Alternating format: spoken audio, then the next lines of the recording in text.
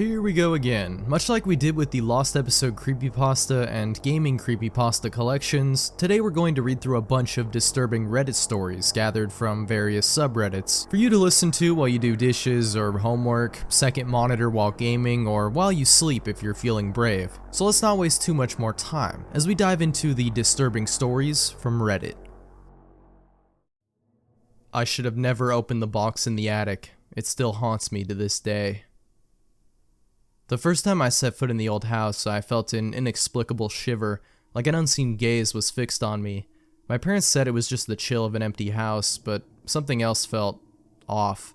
It was a grand old Victorian manor, with narrow staircases, tall windows, and a silence that settled thickly in every corner, as if the house itself was holding its breath. My parents couldn't believe their luck finding a place like this for such a low price. It has character, they said. It's charming, but I could feel that weight. An unspoken presence that seemed to linger just beyond sight. It wasn't long before we had unpacked the ground floor and our bedrooms, but the attic was left for last. From the moment we moved in, I was drawn to it, though I couldn't say why. Maybe it was the idea of the unknown, of the forgotten things stashed up there by the previous owners. My parents warned me to be careful on the stairs. They were narrow and steep, twisting up to the attic like they were designed to keep people away. One chilly afternoon, while my parents were out running errands, I finally decided to explore the attic on my own. I climbed the narrow stairs, the wood creaking under my weight, and slowly opened the attic door. The air was stale, thick with the smell of dust and decay, and the shadows seemed deeper, more oppressive than the rest of the house. Faint shafts of light filtered through a tiny window, casting long shadows over old trunks and covered furniture. The silence felt alive, thick and heavy, like it was listening, and then, nestled in the far corner, I saw it. The box was small but ornate, covered in carvings that seemed to writhe under the dust as if they were alive. Strange symbols, almost like twisted vines, wove across its surface, and though I had never seen markings like these before, they looked disturbingly familiar, like something I'd glimpsed in a half-remembered dream. The wood was dark, stained, almost black, with a faint reddish sheen that reminded me of dried blood. I stepped closer, feeling an odd compulsion to touch it, to know what secrets it held. As I approached, the air around me grew colder, as if the box itself was pulling the warmth from the room. My skin prickled, a tingling that grew sharper with each step. Every instinct told me to leave, to shut the door and go back downstairs, but I couldn't look away. My hand moved almost on its own, reaching out, fingertips brushing the carved lid. A wave of dread washed over me as I lifted it open, a feeling so intense it took my breath away. Inside, lying on a bed of faded, ancient fabric, was a mirror. It was small, maybe the size of my hand, and framed in tarnished brass with the same twisting patterns carved along the edges. It was the glass itself that held my attention. Even through the dust, I could see that it wasn't just a reflection. It seemed deeper, like I was looking into an endless void, a space that could swallow me whole. I stared at my reflection, feeling an odd, uncomfortable pull, like something in that mirror wanted to reach out, to wrap itself around me and pull me inside. My fingers tingled when they touched the edges of the mirror, and the air grew thick, pressing in on me until I felt I couldn't breathe. I set the mirror back down, closed the box, and stepped back, a shiver crawling down my spine.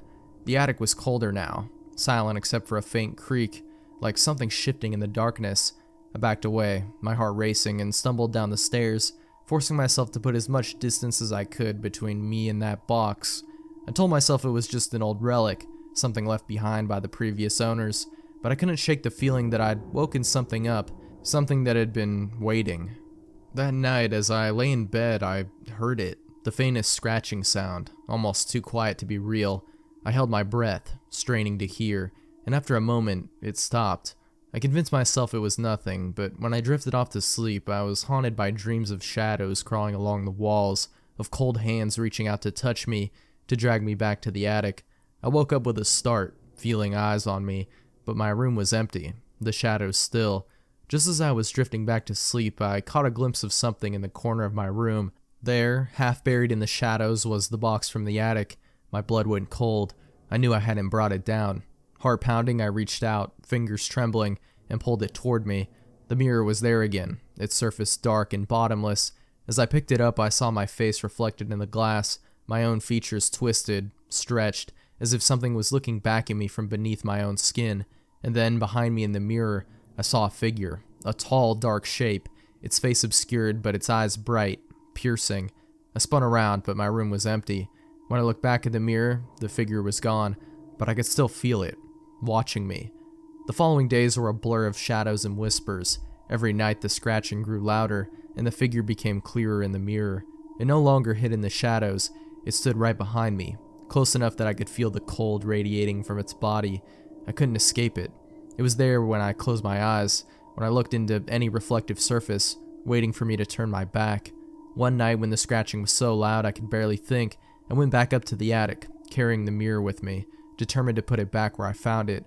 But as soon as I set it down, I heard a whisper, soft and mocking, right in my ear. "You can't hide from me," it said, the voice low and gravelly, like two stones grinding together. I stumbled back, heart racing, but the voice followed me. Shadows shifted around the box, twisting into shapes, faces, bodies, hands reaching out. I scrambled down the stairs, locking myself in my room, but the voice was still there, a soft humming that grew louder and louder until it was all I could hear.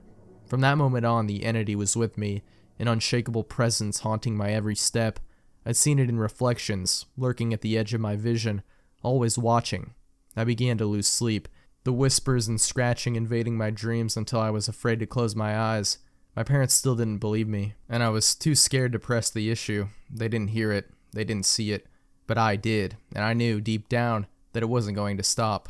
One night, in a moment of desperation, I went back to the attic, hoping to destroy the mirror. To break whatever curse had awakened, I smashed the mirror to the floor, shards scattering across the room. For a moment the scratching stopped, the whispers fell silent, and I felt a sense of relief. Then, slowly, the shards began to shift, pulling together, forming into a shape. The shadows coalesced, rising from the fragments, tall and impossibly thin, its eyes like burning coals. It smiled at me, a grotesque, mocking grin, and I felt a cold hand pressed against my shoulder. "You can't get rid of me," it whispered, voice filling my head. "I'm part of you now." I screamed, stumbling back, but it followed me, its face twisted into that terrible smile, and that's when I knew I would never be alone again. It had claimed me, and there was no escaping it. After that night, I tried to go back to normal. I went through the motions, school, conversations with my parents, pretending, but I could feel it there, a dark presence lurking just behind my thoughts, watching, waiting. At first it was subtle. Shadows moved differently around me. My reflections seemed to hold something deeper, something gleeful. I'd find myself staring into mirrors too long, studying my own face like it was a stranger's. The scratching sounds never left, now echoing from within, scraping at my mind until I was awake, alone in the dark. Over time, the whispers started, twisting my thoughts, making people look like shadows in masks, urging me towards things I would never have done. Sometimes I'd feel myself let go, letting it take over just to ease the pressure. Feeling that dark satisfaction flood me until I was sickened by what I'd become. Each day I feel it grow stronger, its desires becoming mine. I don't know where I end and it begins. I know now that there's no escape. It's part of me, a silent, laughing passenger, twisting my thoughts, consuming me piece by piece. I am no longer alone. No, we are no longer alone. I found a hidden door in my cellar, and I think I've made a big mistake. My wife and I have lived in our house for around 5 years, and in that time we've probably been down into the cellar a handful of times. Our house is an old Victorian terrace house, and so the cellar is cold and damp. When we first moved in, we kept wine and stuff down there, because my wife liked the idea of telling people we had a quote-unquote wine cellar, but it got annoying going down there every time, so we just stopped using it. There's only the two of us living here, so we never really needed to use it for storage space. A few weeks ago, we decided we were going to renovate it, maybe turn it into a mini gym or something. So on the weekend, we went down and began cleaning it up. The cellar has a stone floor, but the walls were covered in this horrible yellowed floral wallpaper. It looked old as hell, and I assumed it was put up decades ago, so we began to strip the wallpaper, and that's when we found the door. Covered up with wallpaper, the door was set into the wall. It was plain wood, and the door handle had been removed so that it was flat. We were pretty stumped at how we hadn't noticed this before, how it had blended in so well with the rest of the wall. But at this point I was pretty excited that we'd found a secret door, so I largely overlooked its oddness. All the houses in our street have cellars, so I assumed it must have been an old doorway leading through to next door's cellar. We decided that we'd go around to our neighbors tomorrow morning and tell them about the doorway, and suggesting we brick it up or something. I didn't really feel comfortable about having this access point into our house. My wife tried to look through the small circle hole in the door where the handle had been removed, but it was pitch black in there. So because we're nosy, we used the torch on her phone to peek through the hole. My wife looked first. She suddenly went still. "This doesn't go into next door's cellar," she said slowly, moving back from the door. I frowned and took her phone, looking for myself. Instead of the cellar, there were stone steps leading downwards. I couldn't see very far with the light from the phone, so I brought down my big torch and managed to get the door open. We looked down the stairs with the torch. They weren't very long, and at the end of the stairway was another door. This one looked really old. Wooden panels kept together with metal columns, even had one of those metal ring handles. It didn't make sense how this could be here. Even though it was going down, the beginning of the stairway would still cut into next door's cellar. We'd been in his cellar for drinks a few times, which had been done up into a games room with a bar and a pool table, and I had never noticed a big jut out from the wall that would cover a stairway, or that it was smaller than our cellar if there was a whole wall blocking it off. My wife thought we should probably talk with him before going down and left, but I was too curious about the whole thing. So I took the torch and went down. I tried the handle and it was a bit stiff, but I was completely took by surprise that it had opened. I shone the torch inside. It was a concrete room similar looking to our cellar, but smaller, and this was the only entrance or exit that I could see. I waved the torch around and nearly jumped out of my skin. There was a man stood at the back wall, facing the wall, his back to me. He was completely still, wearing a black suit and black-rimmed hat. The man was so still that I began to think he might be a mannequin, until he slowly lifted one foot. I stood transfixed, my torchlight trained on him. It was just bright enough to illuminate his body, but the rest of the room was in complete darkness. He held his foot still in the air, before slowly moving it a step backwards. His movements were unnatural and jerky, like someone who didn't fully understand how to walk. He stayed like that for a moment, completely still, one foot placed back. Then he lifted his other foot in the same jerky movement. This time, when he stepped back, his foot slammed on the floor. The sound shook me out of my frozen state, and I jumped back. As soon as I moved, it was like I'd triggered something, and suddenly he moved so quick. He was running backwards towards me, his legs jerking around unnaturally. Writing this down, it sounds kind of funny, but at the time it was utterly terrifying. I've never seen anyone move that way before. I instinctively threw the torch at him. Maybe I thought I could knock him out or something, I honestly don't know, and legged it back up the stairs, slamming the door shut behind me and running up the stairs leading out of the cellar, slamming that door shut too. I hesitated by the door, barricading it with my arm, trying to control my breathing and understand what I'd just witnessed. I heard the sound of the door push open in the cellar, and then what sounded like a huge lump of flesh dragging along the floor. I thought I began to hear what sounded like a low hissing noise, at which point I ran out of the house yelling my wife's name. She was stood on the front step of the neighbor's, talking to him. I grabbed her and pulled her to the other side of the road, yelling for my neighbor to get away from the house. Without waiting to explain to them what I saw, I grabbed my phone and called the police. We all stood there in the dark, my neighbor in his robe and slippers, looking at the house. After a few moments, I saw the lights that we'd left on flicker through our kitchen window, and then they went out completely. All I remember was holding my wife's hand so tightly, looking into our dark windows, and waiting for the police to arrive. They found no one in the house, but the cellar door was open, and so was our back door. They checked our garden, but found no one, and no footprints or signs of someone being there.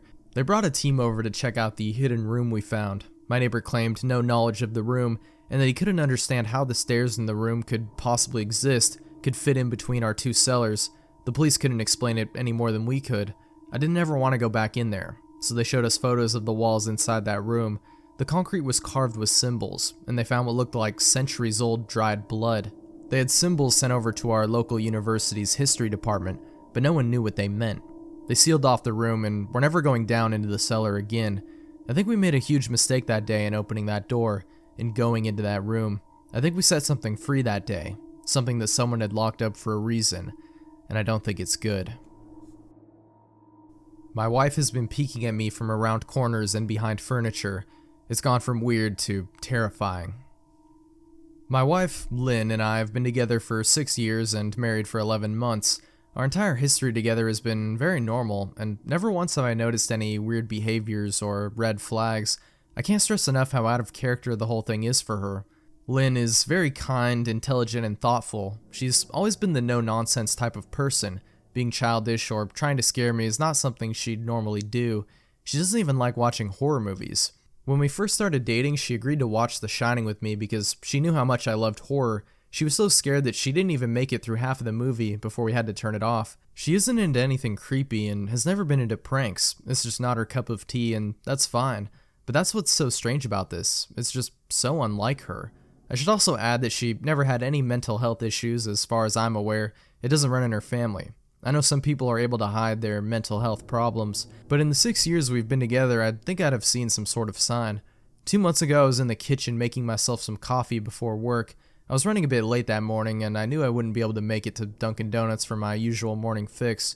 I took a sip of my coffee as I hurried down the hall towards the front door, when I happened to notice Lynn peeking at me from around the corner ahead of me. I could only see her eyes and a strand of her long, dark hair hanging against the wall. The rest of her body was concealed behind the corner. I nearly spilled my coffee when I saw her. I did burn the shit out of my lips. "Geez, Lynn," I said, wiping a few drops of coffee from my pants. "You scared the shit out of me." She immediately popped out of view like a little kid that had been caught. I heard her scurry off towards the living room, and by the time I got to the front door, she was out of sight. It was really weird and just totally out of character for her, like I said, but I also found it kind of funny that she was being more playful and a little less serious. I shouted that I loved her and called her a weirdo. As I shut the door behind me, I heard her laughing. Her behavior was a bit odd, but it certainly wasn't something to call a priest over. I forgot about it by lunch, and by the time I got home, she was her normal self. I didn't bring it up, and neither did she, and life went on. The next incident happened 3 days later. It was around 2 a.m., and I had woken up to get a drink. I was standing at the kitchen island, jug of OJ in hand, when I felt a strong feeling that I was being watched. For whatever reason, I looked down at the floor and saw my wife's smiling face staring back. She was peeking at me from the other side of the island, staring up at me with wide, unblinking eyes and grinning like the Cheshire cat. I screamed, I'll admit, but not out of irritation, but fear. For some reason at that moment, I was scared. At the sound of my scream, Lynn scuttled backwards out of my view, her hands and feet smacking the tile floor as she hurried out of the kitchen on all fours. I didn't run after her or even yell after her. I just stood there frozen in shock, wondering what the fuck had possessed her to do that. It took me longer than I'd like to admit to go back upstairs, but I eventually did. When I got to our bedroom, Lynn was lying on her side asleep, or at least pretending to be. I stood there for a while, watching her breathing to be sure she was really asleep. I had the feeling she might jump out at me the moment I got into bed, but she didn't. I climbed into bed and she didn't even move.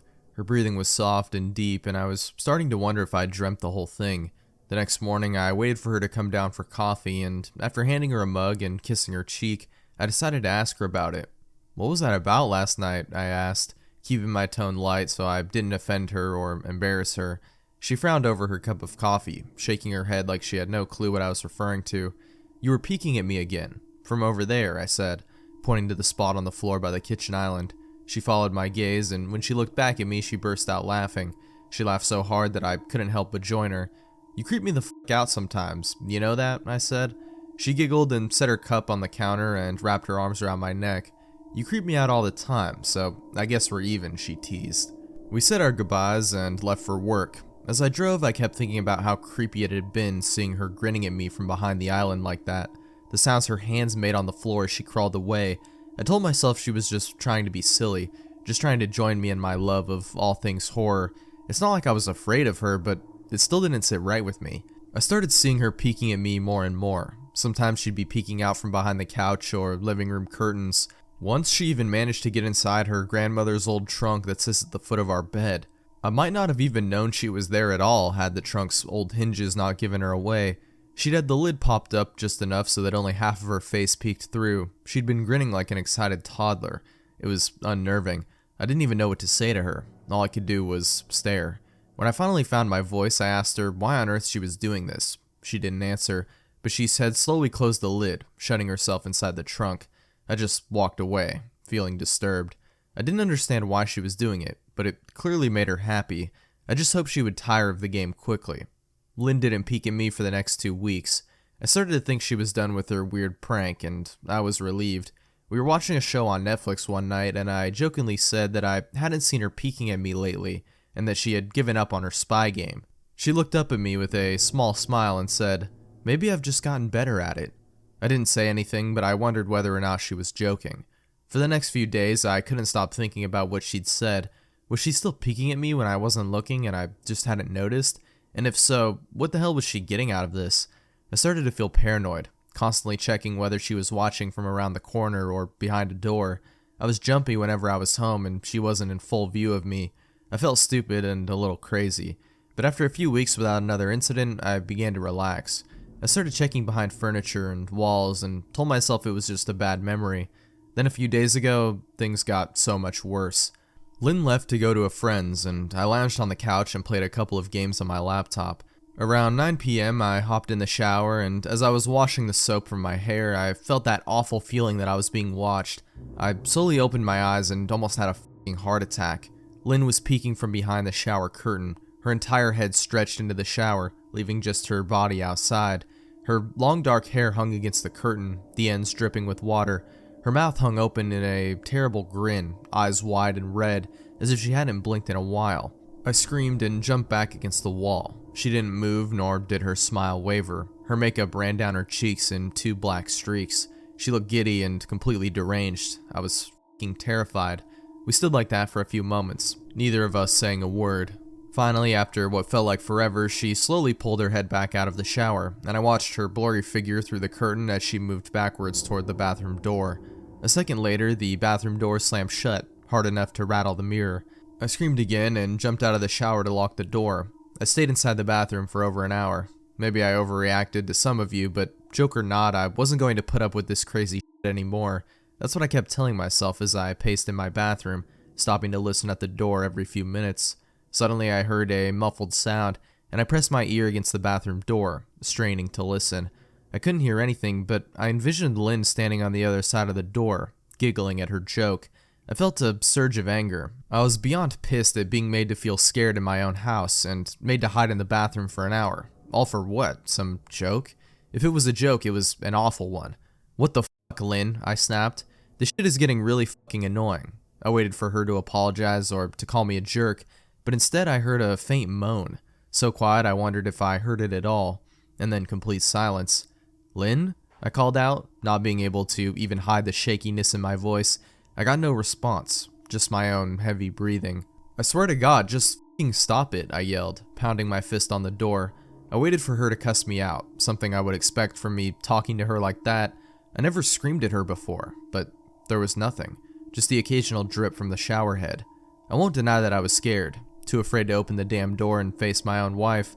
I waited another 30 minutes or so, which feels like a fucking lifetime when you're scared.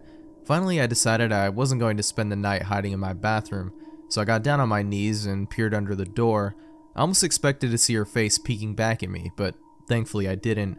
I could see straight down the hallway to the top of the stairs, but no Lynn. I didn't know if I should be happy about that or not. I looked for a few minutes, waiting to see her head pop up over the top step, but it never came. I stood up, my hand hovering over the door, and mentally prepared myself to open it.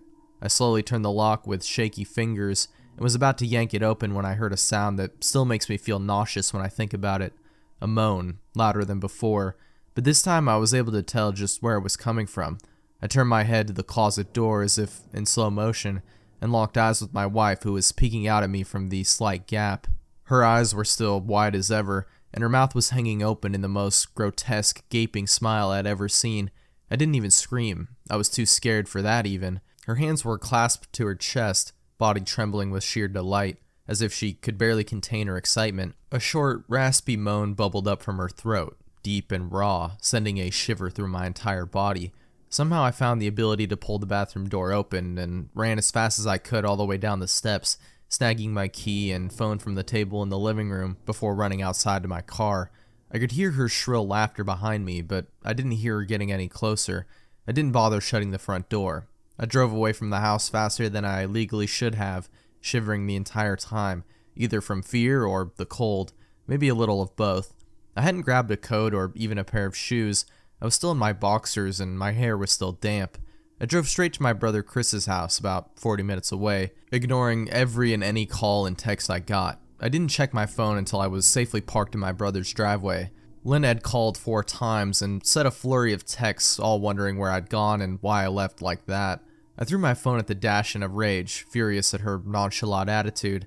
My brother and his wife were surprised to see me, especially dressed in just a pair of boxers, but told me to stay as long as I needed. Chris lent me some clothes and asked me what happened. I told him Lynn and I had a fight, but didn't get into the details. I didn't want him to think I was overreacting, leaving my wife over a prank, even if it was a strange one. I mean, hadn't I encouraged her for years to lighten up instead of being so serious all the time? I'd wanted her to relax and loosen up, but this was definitely not what I had had in mind. I tried to sleep on their sofa, but my brain wouldn't let me sleep. Every time I closed my eyes, I saw Lynn's face staring at me from inside the closet. Knowing she'd been in there with me the entire time made my skin crawl. She'd never left the fucking bathroom at all. Instead, she slipped inside the closet and slammed the bathroom door shut to fool me. The mere thought of going back home gave me anxiety. I tossed and turned, unable to sleep. Chris ended up giving me a sleeping pill, so I was able to get a little rest. My sleep was filled with terrible dreams, all of Lynn's smiling face. I woke up just as the sun started to rise. My sore body ached from the sofa, and I felt drained. I knew I'd have to call Lynn at some point, but I didn't know what to say to her. I wouldn't be going home unless she gave me her word she'd never do any more creepy shit. I just wanted my wife back. Her normal, serious self never looked so good to me. I was contemplating calling her and telling her that when that familiar feeling came over me. I was being watched. I was staring at the ceiling, my heart in my throat. I didn't want to look away, but the longer I ignored the feeling, the worse it got. My eyes drifted away from the ceiling almost on their own. Her face was pressed up against the window beside the couch, staring down at me with that same gaping smile. Drool dribbled down her lips, leaving 2 long streaks down the glass. I didn't know how long she'd been there, but something told me she'd been there quite a while, possibly all night. I didn't bother screaming though. I was afraid anger trumped any fear I felt at that moment. I jumped up from the couch and pounded my palm against the glass. "Lynn, are you crazy? What the hell is wrong with you? Just go home," I shouted. "Now." She didn't move and her ghastly expression never changed. If anything, her smile only grew, as if she'd never been more elated. I could hear Chris and his wife moving around upstairs. As if Lynn could hear them from her place outside, her head twitched slightly in their direction, and she began to close her mouth slowly. Chris called my name from upstairs, obviously concerned. I turned to see him and his wife Rebecca hurrying down the steps. When I turned back to the window, Lynn was gone. The only sign she'd been there at all was the 2 streaks of drool still dripping down the glass. I tried explaining to Chris and Rebecca about waking up to see Lynn watching me through the window. They were skeptical. Who wouldn't be? Chris and I went outside to the spot in front of the window, but there were no footprints in the dirt, just a slight indent. Animal probably, Chris guessed, and I didn't argue. He and Rebecca assumed I had dreamt the entire episode, but they didn't understand, and I was too tired to explain it to them. I called out of work that day and turned my cell off. I didn't want to face Lynn. Just talking to her was too much for me at that point. I really started to believe something was irreversibly wrong with her, that no matter what promises she made, we'd never be the same again. The thought saddened me to the core. I cried most of the morning. By noon, I figured I was ready to confront her, give her one last chance to explain herself. I could at least give her that after 6 years, I told myself. I turned my phone on and saw the dozens of texts she'd sent, all from a seemingly concerned wife. "Can we talk? I love you. Please call me. I'm really worried. Can you answer me? Just come home." And more of the same. All texts telling me she loved me and she wanted me home. How worried she was. Not a damn one addressing the crazy shit she pulled. Like she hadn't been acting like a character from a Stephen King book. Even her texts were different. She normally texted novels just to tell me to pick up a loaf of bread. You'd think she'd have more to say to me after her bizarre shenanigans. I know it probably seems childish to some of you who are miles away from this situation, but if you saw the way Lynn looked at me, how she scampered away on all fours like some wild animal, grinning at me from inside the closet like a lunatic, then I think you'd find my reaction was warranted. I ended up staying with Chris and Rebecca for another night. I didn't wake up yesterday until afternoon, and thankfully I didn't see Lynn's face watching me through the window. I don't want to pry because it's not my place, but is this fight something that can be mended? Rebecca asked. She'd made us both a sandwich for lunch, and I knew she wanted to breach the subject without seeming to be nosy. I don't know, she's like a different person, I said, choosing my words carefully. I still wasn't ready for her and Chris to know the full extent of the batshit craziness I had been dealing with. People change, Ben, but she's still the same woman you married. Maybe you both just need to talk through your issues. Whatever's going on, I'm sure it can be fixed, she said, ever the peacemaker. I think it's beyond that now. I don't think talking would help. I just don't trust her, I said. The words stung in my heart. I missed and loved my wife, but how could I live with someone like that? Living in constant fear didn't sound too appealing. Lynn loves you. She has to be absolutely crushed, she said. I don't know about that, I said. Well, she certainly seemed like it to me. I've never seen her so upset. Very much unlike the Lynn I know, Rebecca said, shaking her head sadly. It took a full minute for her words to really sink in, and when they did, I felt dread worming its way through my skin. Wait, what do you mean? You saw her? You saw Lynn? I asked, my mouth suddenly dry. Rebecca nodded casually as if that fact wasn't nightmare fuel. Maybe for her it wasn't. She stopped by this morning just after Chris left for work, she said, cleaning the plates from the table. I didn't see her car though. Maybe she took an Uber or something? Beck, what did she say? Did she come inside? I asked, sweat starting to break out on my forehead. I began looking around, examining corners as though a predator lurked behind them. No, she just asked if you were awake yet and I said that you weren't. I asked if she wanted me to wake you, but she said no, just said to let you sleep, she said as she washed the dishes. That's all? She didn't say anything else? I asked. No, she looked awful though, like she hadn't slept in days. I think you should call her. I got up from the table and thanked Rebecca for lunch. I felt a little bit better at the knowledge that at least she hadn't come inside. Still, I needed to double check that the doors were locked.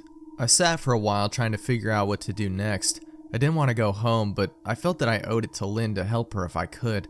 Hadn't I sworn an oath to love and honor her through sickness and in health? Clearly she was very sick. If she was sick, which I truly believe she was, I had to try and get her the help she needed. But I didn't even know where to start. I didn't want to call the police, and besides, what the hell was I going to tell them? That my wife was peeking at me, that she was being creepy? As bizarre as she'd been, she still hadn't committed any crime. Not yet, anyway. The police would have probably said I was overreacting, but this wasn't some prank. It felt wrong. Dangerous, even. Like something sinister lurked beneath her smile. I knew as her husband I was well within my rights to have her committed, but what if she simply acted normal in their presence? She'd obviously been able to fool Rebecca into thinking she was just a concerned wife.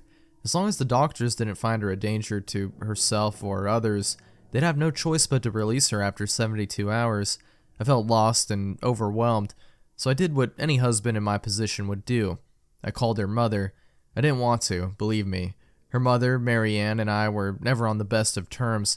We never fought or anything like that. She just wasn't a very warm person and wasn't really easy to get along with. She barely ever smiled, and when she did, only her lips would move into a thin-lipped smile, leaving her eyes as blank as before. She gave off this aura like she felt like she was permanently on the offensive. I'd only met her twice, and both times were just for short visits. I got the impression she didn't approve of me for her daughter. Lynn always ushered us out quickly, as she didn't want me to feel uncomfortable, which I was grateful for. Being in her mother's company felt almost unbearable, like walking on glass. I was glad when we moved 3 states away so we didn't have to see her often. I was happy to avoid that woman, but I needed her help. I really didn't want to talk to her at all, but I had to talk to someone, and someone who knew Lynn better than I did, so I grit my teeth and did what I had to. Yes, she answered, already sounding irritated. Mary Ann, it's me, Ben. Do you have a minute to talk? I asked. I could hear her cluck her tongue in irritation. I'm in the middle of writing some checks, but if you insist, I suppose I can spare a moment. What is it that you want to discuss, Benjamin? She said coolly. It's about Lynn. She's been acting strangely, and I was wondering if you had any idea whether there was something. I was quickly interrupted. It's a bit difficult to follow your rambling, Benjamin. What is it that you want from me? She asked. I could almost see her standing there in her thin sweater and slacks, tapping her fingernails impatiently on the table. I wanted to know if you'd ever noticed any odd behavior, or possibly any mental issues, I asked. There was a long, uncomfortable pause that I couldn't tell was because she was just thinking or something else. Finally, after a few seconds, she spoke. I'm not sure if this is one of your jokes, Benjamin, but if so, I don't find the humor in it. Now, I do have business to attend to, as I've said, so if you don't mind, she said, but I cut her off before she could get rid of me. Mary Ann, it's not a joke. I'm sincerely concerned about Lynn's mental health. Her behavior has been very erratic lately. I'm very worried about her, and I figured as her mother you would be as well, I said, my frustration evident in my voice. If you're truly concerned, then I suggest you get the health professionals involved. I don't know what you expect of me, she snapped. I could tell she was seconds away from hanging up, and for some reason I was desperate enough not to let her.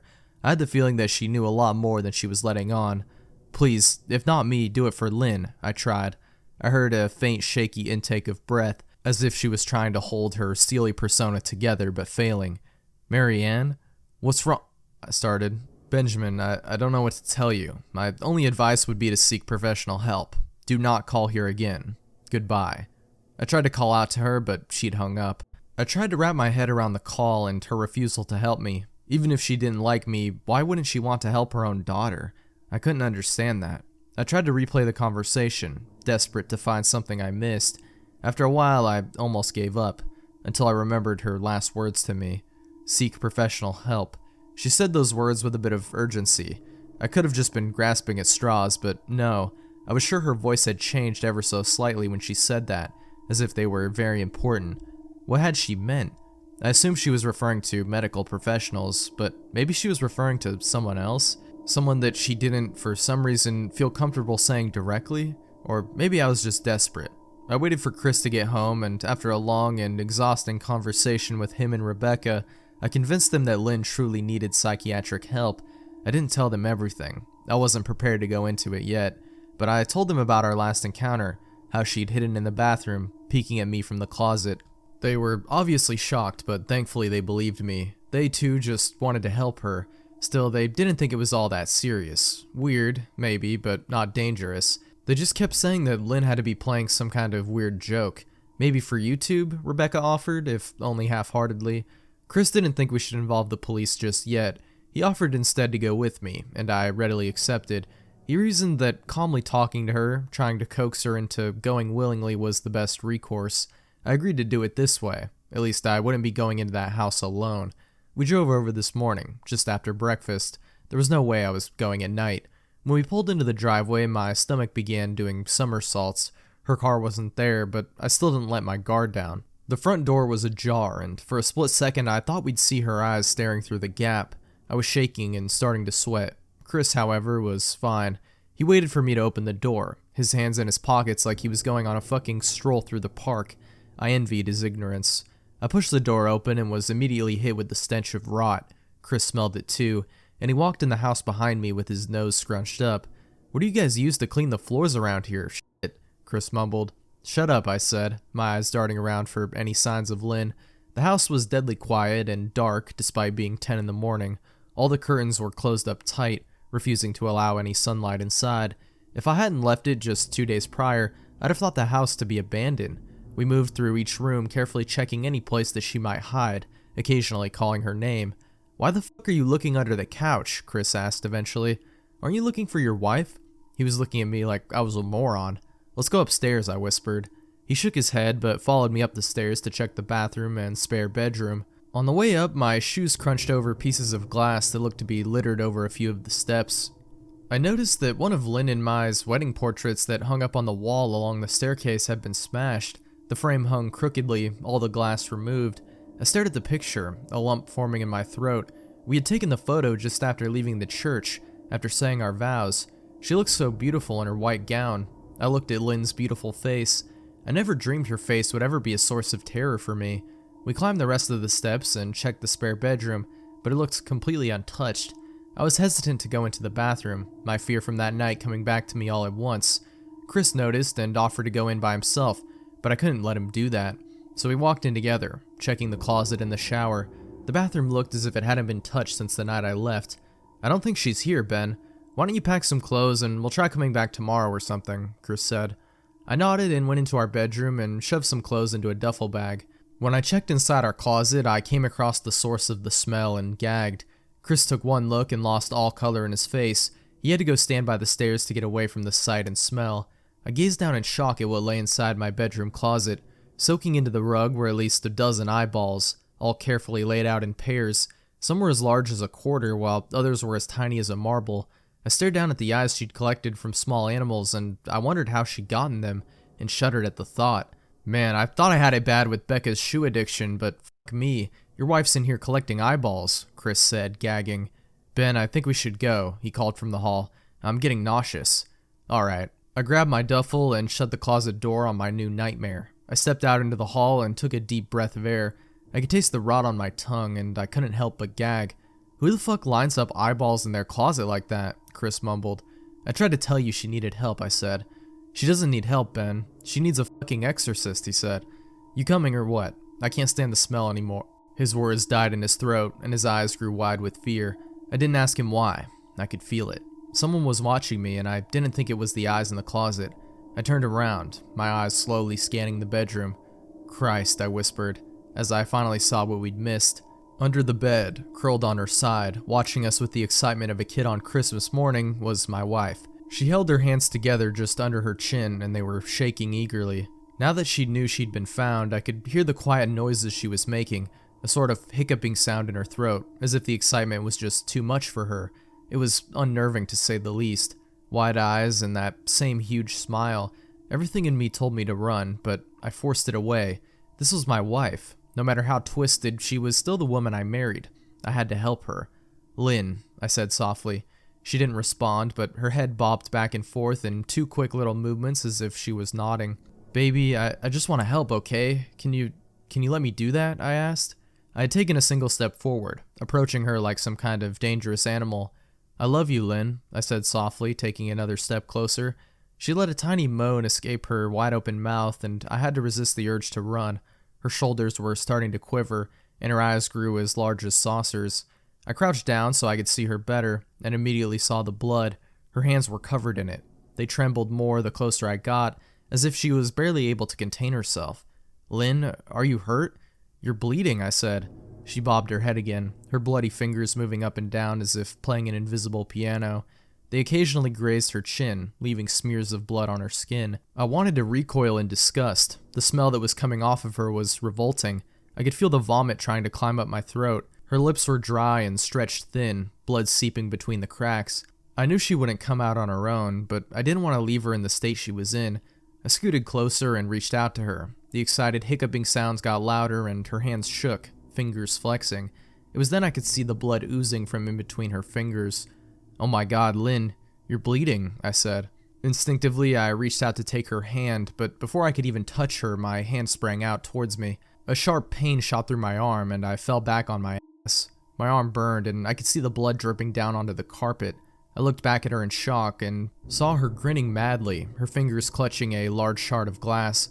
"You alright in there?" Chris asked me from behind. I turned my head slightly and nodded to him, cradling my arm to my chest. When I turned back to face Lynn, I saw that her focus had shifted. She wasn't looking at me anymore, and she wasn't smiling anymore either. She was staring past me, her eyes glaring at Chris the way a hungry lion might stare at an antelope. Her mouth was still hanging open, but it was twisted into a snarl. I got to my feet and began walking backwards down the hall, afraid to take my eyes off her. "Are you bleeding?" Chris asked. The moment the words left his mouth, Lynn started fast scooting out from under the bed, the glass shard still in her fist. "Chris, run, go," I yelled. He must have been too afraid to move because a second later I felt my back bump into him. He was still standing at the top of the stairs, staring at the horror that was my wife. Lynn had crawled completely out from under the bed and stood in the bedroom doorway, her face twisted in rage. Her whole body was visibly tense. Blood ran down her fingers and onto the floor. "Jesus, Lynn," Chris said. You, playing hide and seek?" I reached back and pushed him towards the steps. "Move your ass, Chris," I said as quietly but firmly as I could. Lynn bobbed her head in fast, sharp motions and began to grin, stretching her mouth open wider and wider so that her chin seemed to touch her chest. I heard Chris mutter a prayer and then he was running down the stairs. I stood at the top of the steps, stuck between the love for a woman who clearly needed serious help and self-preservation. "I only want to help," I said, choking back tears. Her eyes focused on me once again as she slowly lifted the glass, holding it out in front of her, and then she started sprinting towards me, grinning with utter excitement. Thankfully, my body took over, and I flew down the stairs, skipping 2 or 3 at a time. I made it to the front door before I felt her leap onto my back, wrapping her arms around my neck, her open mouth next to my ear so that I could hear those terrible hiccuping sounds close up. I shook her off of me, knocking her to the floor. I felt a searing pain in my back as she went, but I tore open the front door and bolted to my car. Chris was standing in the front yard, talking on the phone with the police. I didn't say a word. I just ran to my car and jumped in. Chris took the hint and followed me, still on the line with 911. I watched the rearview mirror, sure I'd see her there, running after us, but I never did. I went straight to the ER and got 11 stitches in my arm and 3 on my back. The police asked a lot of questions and went back to the house to do a search, but of course, Lynn wasn't there. They advised me to stay with a friend or relative for a while and to file a restraining order as soon as I could, but none of those things would matter. Somehow I just knew. I dropped Chris off at home and went to a motel an hour away. I wanted to put as much distance between me and Lynn as I could. This is where I've been for the last 4 hours. I thought maybe the police would find her. Maybe they'd get her the help she desperately needs. But now I don't think so. Because 40 minutes ago I got a text from an unknown number. Just 3 words. I found you. And a picture attached. The picture was dark and grainy, but I instantly knew what it was. There was no mistaking my wife's eye. I started typing this out immediately after. I don't know what to do. I'm alone and scared, and I can't help but feel that I'm being watched. Something walks whistling past my house every night at 3:03. Every night, no matter the weather, something walks down our street whistling softly. You can only hear it if you're in the living room or the kitchen when they walk by, and it always starts at exactly 3:03. The sound starts faint, somewhere near the beginning of the lane near the Carson place. We're towards the middle of the street, so the whistling moves past us before fading away in the direction of the cul-de-sac. When I was younger, my sister and I would sneak into the kitchen some nights to listen. Mom and Dad didn't like that, and we'd catch hell if they found us out there, but they were never too hard on us since we always stuck to the one big rule. Don't try to look at whatever was whistling. My neighborhood is a funny place. I've lived here since I was 6, and I love it. The houses are small but well kept, good-sized yards, plenty of places to roam.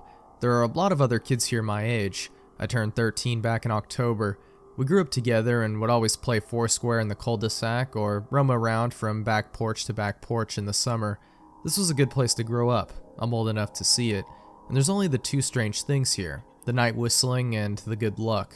The whistling never bothered me much. Like I said, I couldn't even hear it from my bedroom. But Mom and Dad don't like talking about it, so I've stopped asking questions. My dad is a strong guy, tall and calm. He has an accent since he moved to the US as a kid. His family, my grandparents, they're from the islands. That's what they call it. My dad, the only time he isn't so calm is if the whistler comes up. He talks a little quicker then, eyes move faster, and he tells us not to think about it so much and to always remember the one rule, the big rule. Don't try to look outside when the whistler goes past. Not that we could look even if we wanted. See, there are shutters on the inside of every window, thick pieces of heavy canvas that pull down from the top and latch to the bottom of the window frame. Each latch even has a small lock, about the size of what you'd find on a diary. My dad locks those shutters every night before we all go to bed and keeps the key in his room. My mom, I don't know what she thinks about the whistling. I've seen her out in the living room before at 3:03 when the sound starts. I could see her if I cracked my window open just an inch to peek. She's not out there often, at least I haven't caught her much, but once or twice a month I think she sits out there on our big red couch just listening. The whistler has the same tune every night. It's cheerful. Remember how I said that there are 2 odd things about where I live? Well, besides our night whistler, everyone in my neighborhood is really lucky. It's hard to explain, and Dad doesn't like us talking about this part much either, but good things just seem to happen to people around here a lot. Usually it's small things, winning a radio contest, or getting an unexpected promotion at work, or finding some arrowheads buried in your yard. You know, the authentic kind. The weather is pretty good, and there's no crime, and everybody's gardens bloom extra bright in the fall. A million little blessings, I've heard my mom say about living here. But the main reason we stay here, why we moved here in the first place, is my sister Nola. She was born very sick, something with her lungs. We couldn't even bring her home when she was born, only visit her in the hospital. She was so small, I remember, small even compared to the other babies. A machine had to breathe for her. We moved into our house here to be closer to the hospital. As soon as we moved here, Nola started getting better. The doctors couldn't figure it out. They chalked it up to whatever they were doing, but we all could tell they were confused. But my parents knew. Even I knew. Nola getting better was just another of the million little blessings we got for living in our neighborhood. So that's why we stayed even after we found out that for every small miracle that happens here every day, now and then some bad things happen. But they only happen if you look for the whistler. See, our neighborhood has a welcoming committee. They show up with macaroni casserole and a gift basket and a manila folder whenever someone new moves in. They're very friendly. 4 people showed up when we moved in 7 years ago. The committee made small talk, gave me a Snickers bar, and took turns holding Nola. It was her first week out of the hospital, so they were extra careful. Then the committee asked to speak to my parents in private, so I was sent to a room where I still managed to hear nearly every word. The welcoming committee told my parents about how nice the neighborhood was, really exceptionally, hard to explain kind of nice. And then they told my parents about the even harder to explain whistling that happened every morning at 3:03 and ended at the tick of 3:05. The group, our new neighbors, warned my parents that the whistling was quiet, would never harm or hurt us as long as we didn't look for what was making the sound. This part they stressed, and I pushed my ear into the window, straining to hear them. People who went looking for the whistler had their luck change, sometimes tragically. A black cloud would hang over anyone that looked. Anything that could go wrong would. The manila envelope the committee brought over contained newspaper clippings, stories about car crashes and ruined lives, public deaths and freak accidents. Not everyone dies, I heard the head of the committee tell my dad, but the life goes out of them. Even if they live, there's no light in them ever again, no presence. My mom, I could tell she wasn't taking it seriously. She kept asking if this was some prank they play on new neighbors.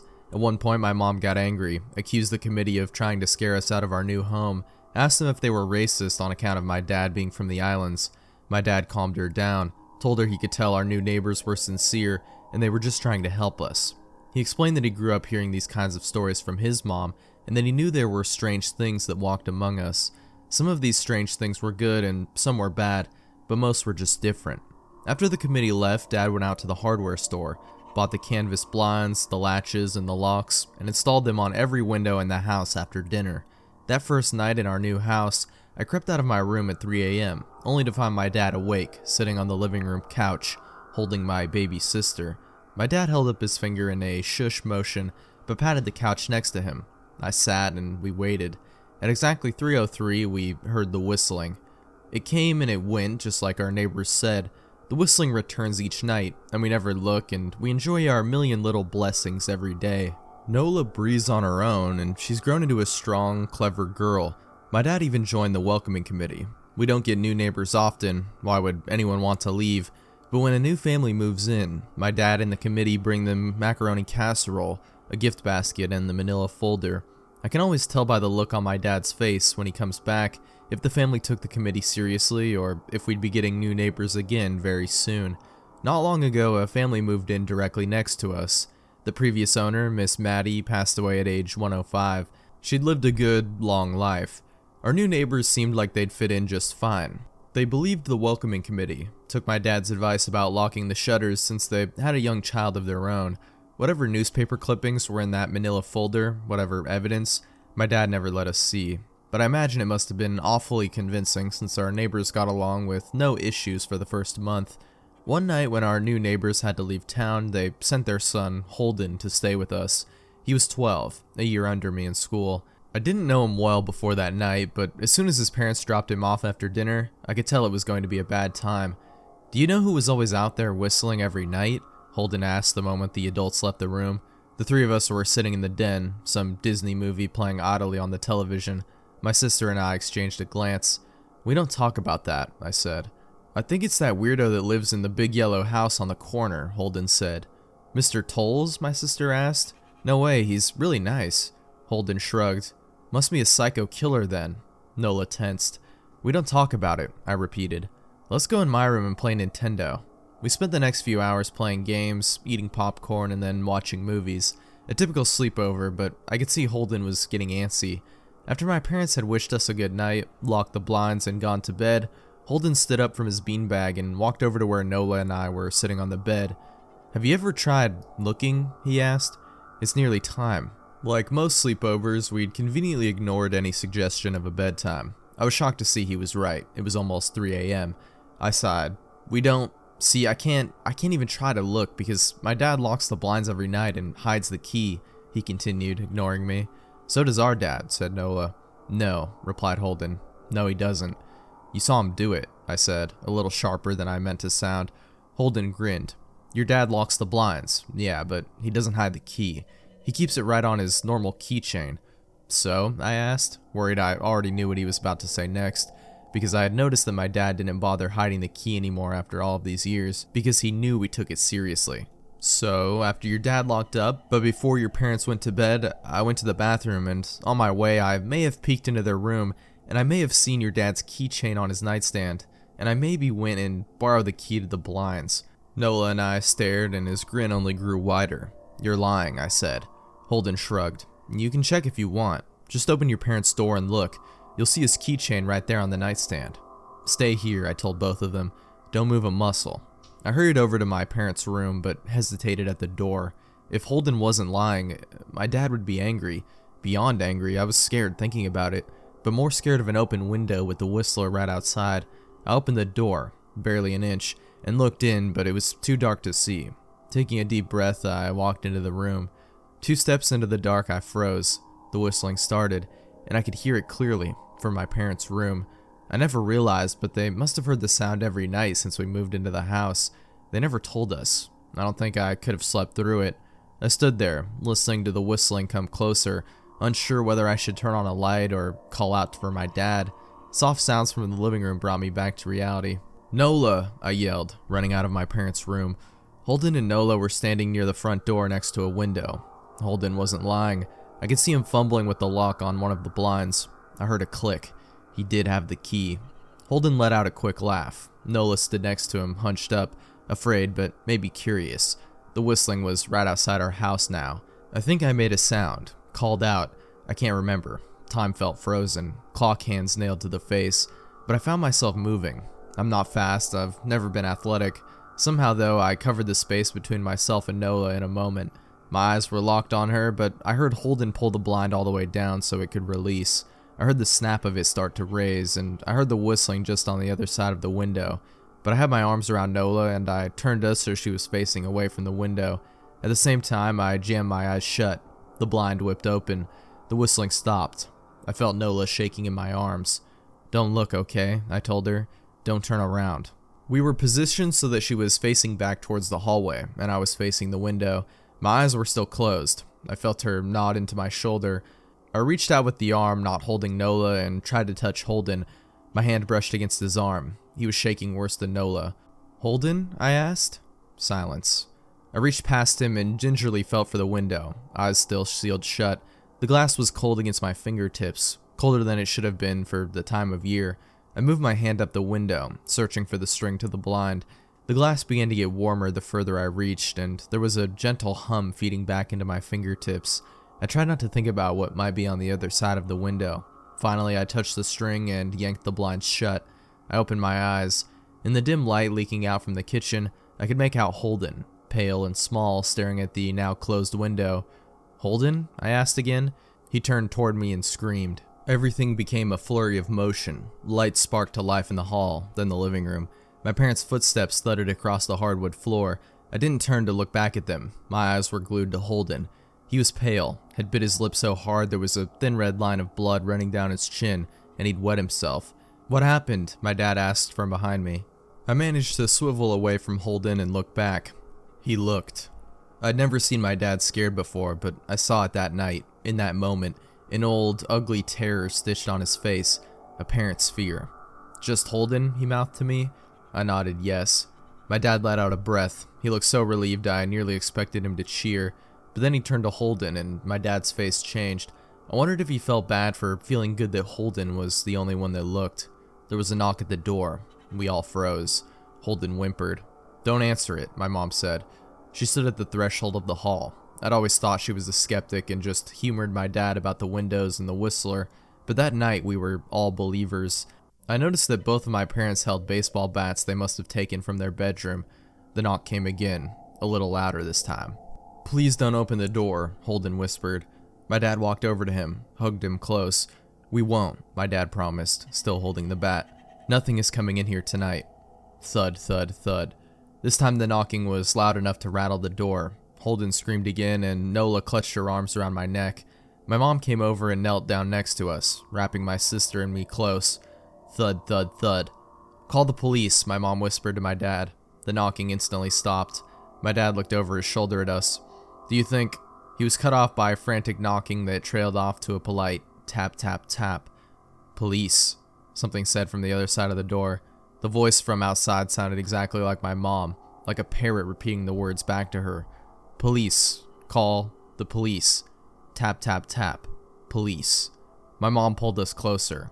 "Police, police, police, police." "Please stop," I heard her whisper. I don't think calling them will help, my dad said. How will we know when they're the ones at the door? The knocking came harder than before. The door shook, then it stopped. After a long moment, I heard the knocking again, but it was coming from our back door. We all turned toward the back door, but the knocking immediately returned to the front door. Front to back to front, loud then quiet then loud again. Suddenly the sound was coming from both doors at once, big heavy blows like a sledgehammer. Then something started rapping against all of the windows in the house, then the walls.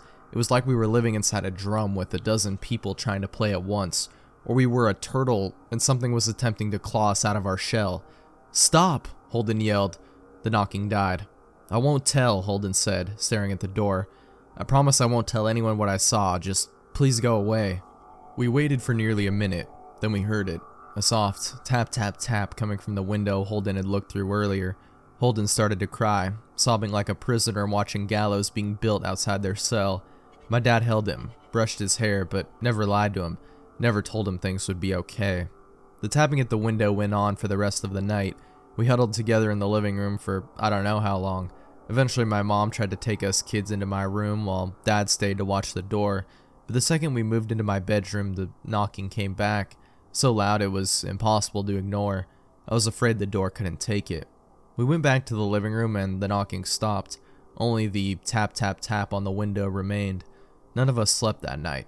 The tapping stopped around 7 a.m. That's about the time the sun comes up here. We waited another 2 hours before my dad opened the blinds from one window. He made us all go back to my parents' bedroom first. I heard him open the door, then come back in. "Okay," he told us, "it's done." Holden's parents came back around lunchtime. My mom and dad walked Holden over to his house, and they all went inside for quite a while. Nola and I watched from the window. She stuck to me the whole day, right at my side, sometimes holding my hand. When my parents came back, they looked grim, but wouldn't tell us what they said to Holden's family. It was a Sunday, so we all spent the day together, ordered pizza, and watched movies. That night, everyone slept in my room. Nola and my mom in the bed with me, my dad in a chair he'd pulled over. There was no knocking that night, or any night since. We didn't see much of Holden or his parents for the rest of that week, but by Thursday there was a moving truck in their driveway. Nola and I watched them packing up the whole afternoon after school. What sticks with me most is how tired Holden and his parents looked. All three had the same pallor, grim mouths, and lightless eyes. Even from across the street I could tell something was very wrong. Holden and his family were gone before sunset. I remember what the original welcoming committee said to my parents when we moved in.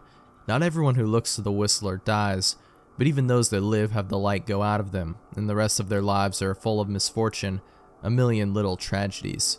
I think Holden's parents must have looked, either to comfort him if they didn't believe, or share the burden if they did. I watched Nola some days, happy and young and alive, and I'd wonder if I'd been slower, if she looked out the window that night. Would I have looked too? To comfort her, to share that burden? I'm glad I don't have to find out. We still live in that house, in that neighborhood. We still hear our Whistler walking past every night. The blessings, the good luck, the good things here are too good to leave, but we're careful. We don't have friends over to spend the night anymore, and my dad hides the key to the blinds very, very well. Not that I've gone looking. Some things you just don't need to look for. I woke up to strange fog surrounding our house. I woke up to fog. Fog is pretty common in our area. We live in a little valley and the fog just sort of pools here, especially in the early morning, but this fog was different. For one, it was incredibly thick. When I let Tucker, our dog, out for his morning bathroom break, he sprinted into the backyard and completely disappeared. Tucker? Our backyard is big, but not that big. I could hear him pawing around in the grass, but I couldn't see him, or the far side of the fence. Of course, my kids loved it. "Cool," Adrian yelled. "It's like we're living in a cloud," Emma said. I was less thrilled. I could hear the cars roaring by on the main road, less than 30 feet from our front door, but I couldn't see them, and probably they couldn't see us. "That's a lot of fog. Really dangerous to be driving right now," I said. "Reminds me of that time up in Maine," my wife started. Ah yes, the Maine fog story I'd heard 100 times. That's what marriage is, basically, repeating the same stories to each other until one of you dies. It was like pea soup, and I pulled back the curtain and peered out the window. Okay, I could see the wind spinners 10 feet from the door and the outline of our row of privacy shrubs, and maybe, if I squinted, I could see the soft outline of the cars passing, but nothing beyond that. Wham! I crashed into a tree. Well, it was a tiny one, little more than a sapling, really. I turned around. The kids were crowded around the sliding door with Tucker, watching the fog. They were ready to just jump out there. I wasn't sure I liked that. And even the tow truck couldn't find me. Mary broke into laughter. She always did at the end of the story. I forced a laugh too, pretending I was listening. "Daddy, can we go outside?" Emma asked, tugging at my hand. "I don't know." "Please?" "Fine, okay." As soon as I opened the door, they rocketed outside and disappeared. Sighing, I ran out after them, blindly maneuvering through the white. Wait, where were they? I stood in the backyard. Thick fog surrounded me. I couldn't see the back door anymore. I spun around, squinting at the hazy outlines of the picket fence, trying to orient myself. "Adrian? Emma? We're over here," came Emma's voice somewhere to my left. I breathed out a sigh of relief and stepped to the left, and there it was, right there. Emma's and Adrian's playhouse. Weird. I'd been picturing myself more to the right, where Mary used to grow roses a few years ago. "This is a house on top of a giant cloud," Emma proclaimed. "This is a flying scooter," Adrian yelled, making whoosh noises as he pushed the scooter through the mud.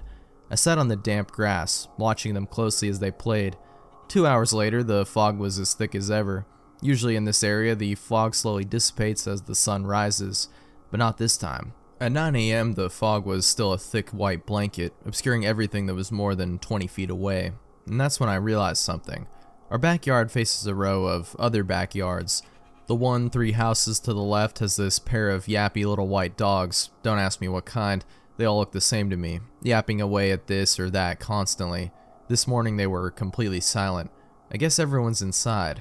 Then I frowned. Maybe they're inside for a reason. Maybe they know something I don't. I quickly pulled out my phone and shot a text off to one of our neighbors. 5 minutes passed, then 10.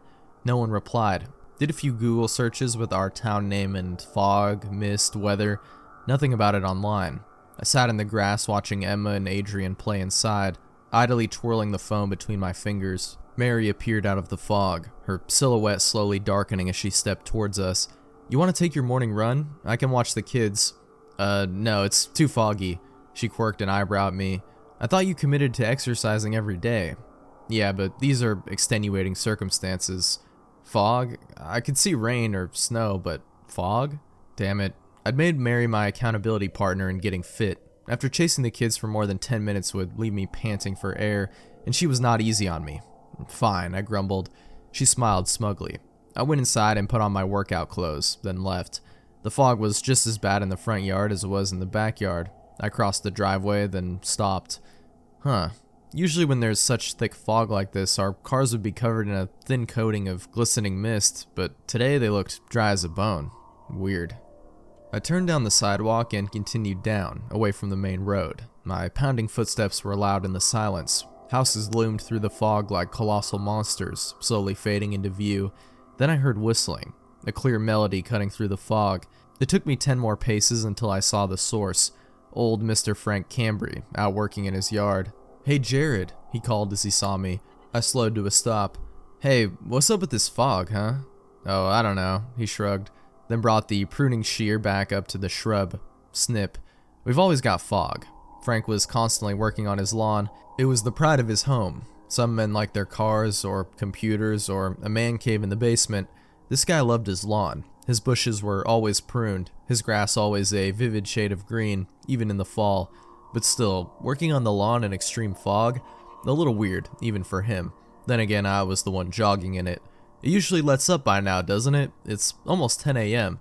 He didn't take his eyes off the shrubs. Snip, snip. "I don't know about that," he said, non-committally. "And it's a really thick fog, like thicker than usual. You don't think it's weird?" "Nope." Then he started whistling again, as if to signal the conversation was over. Kind of rude, I thought, glancing at him. Then I continued running down the sidewalk, taking my usual loop around the neighborhood. The houses passed me by, all dark, all quiet. I was about 10 houses down when the whistling stopped. It didn't slowly fade away, like I'd expected to as I walked out of range, and it didn't cut off abruptly either, as if Frank had decided to stop whistling. No, it had quickly faded into silence, like someone turning the dial down on a radio. That's kind of strange, but I continued running down the sidewalk, thinking nothing of it. It was so surreal. The houses across the street were blurred and washed out, gray silhouettes with no detail. Several feet in front of me, the sidewalk faded into white nothingness. Where the sidewalk ends, maybe in seconds, I'd be careening off the edge of the world into a void of nothingness. What a happy thought. As I got close to home, the sharp barks of 2 yapping dogs jolted me from my thoughts. Finally, my old yappy pals. I kept running, my legs aching, lungs burning, and then I froze. Just like the whistling, the barking stopped. A quick fade out, like someone turning down the dial of a radio. My heart sank. There is something really weird about this fog. It's muffling sound. What the fuck is going on here? And I thought of Mr. Cambry, his rudeness about it all. Does he know something I don't? I sprinted back to the house, ran out in the backyard, pulled Mary aside. There's something really weird going on. Let's get the kids inside. But they're having so much fun. Yeah, well, I opened the play door, reaching my hand inside and grabbed Emma's arm. Come on, I said, pulling her gently. We need to get inside. No, I don't want to. Too bad, we need to... I stopped. Emma, where's Adrian? I don't know. Mary, where's Adrian? I thought he was in the playhouse with Emma. Well, he's not.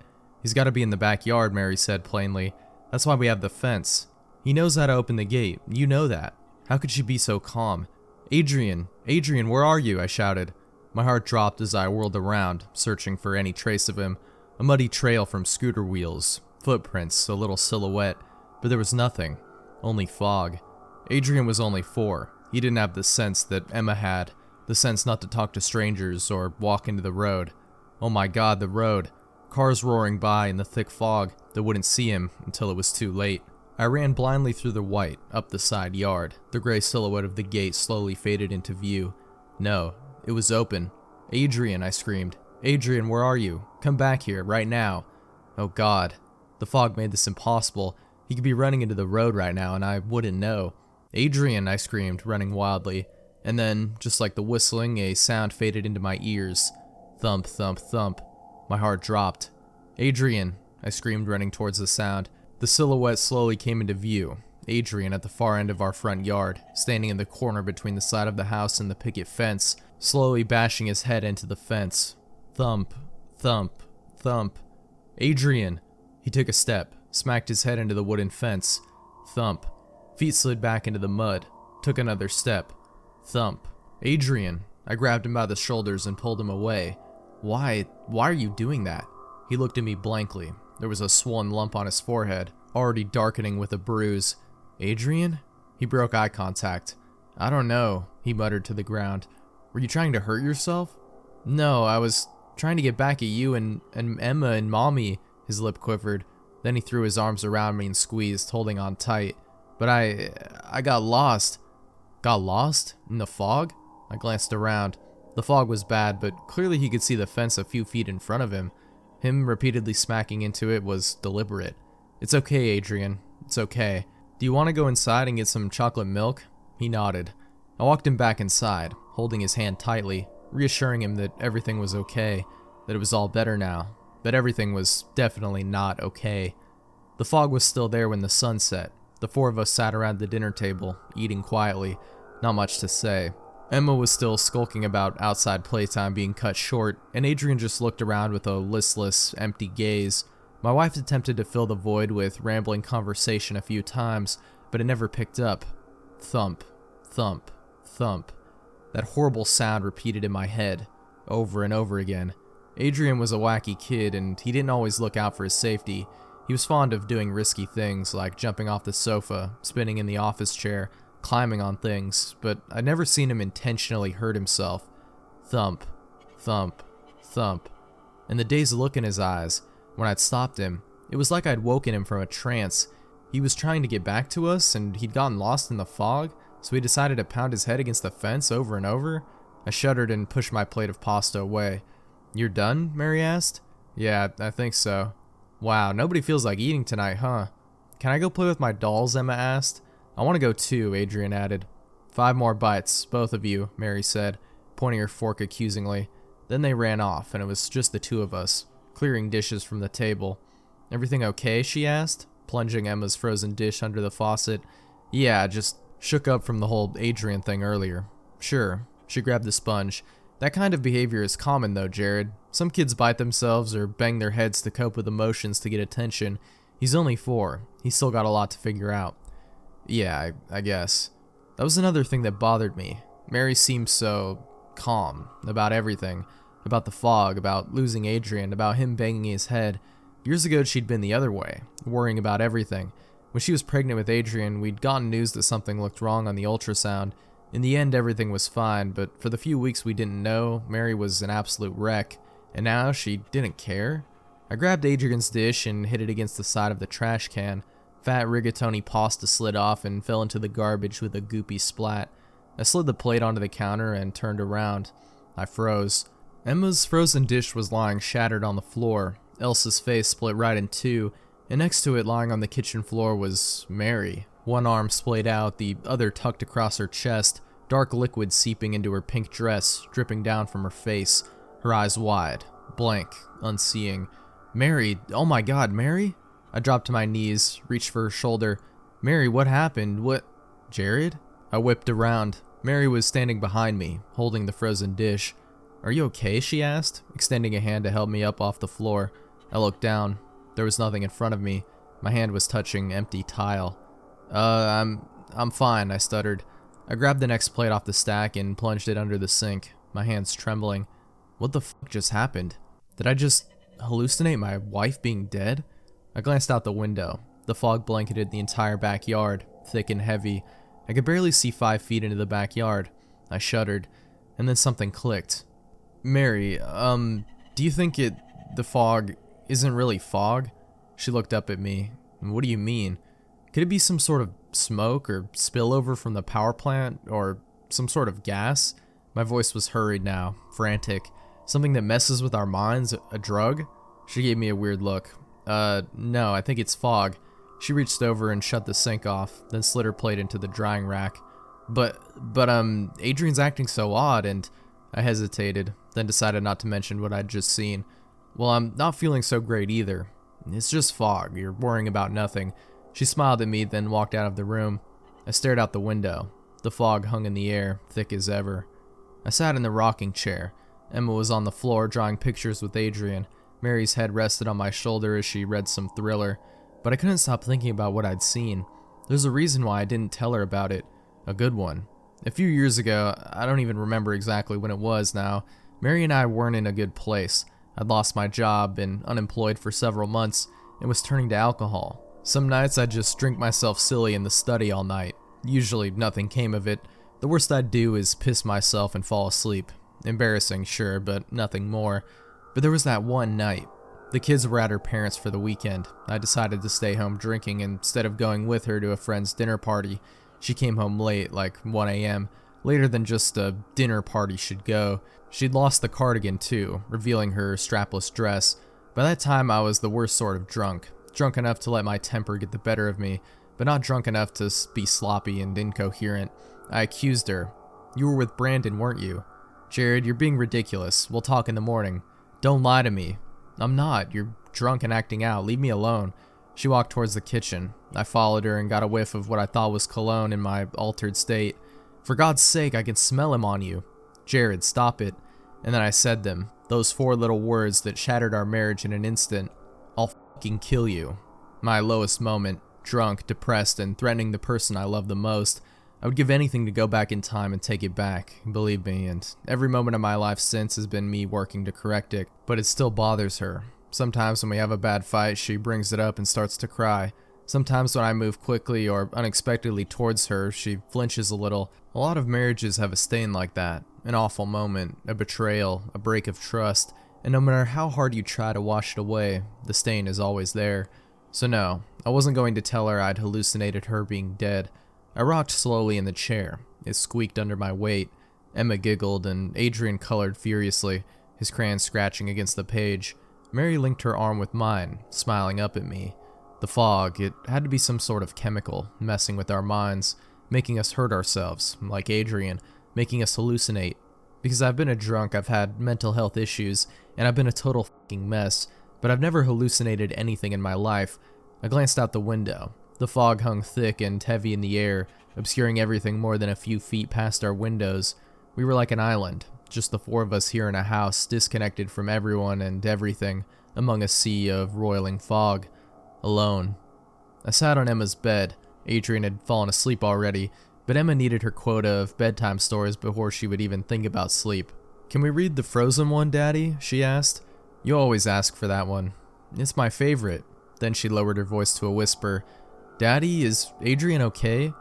Damn it. I tried to be so quiet when I talked to Mary about it, but Emma must have heard. I swear, sometimes I think this kid has supernatural hearing. "Yeah, he's going to be okay," I whispered back. I smiled at her, tucked a blonde curl behind her ear. "I promise." And then I started the story, because I didn't want to answer any more awkward questions. Of course, she had more for me. "Why is it so foggy?" "I don't know, the weather, I guess." "It's weird." "I know." "Can I play outside tomorrow, even if it's still foggy?" I paused.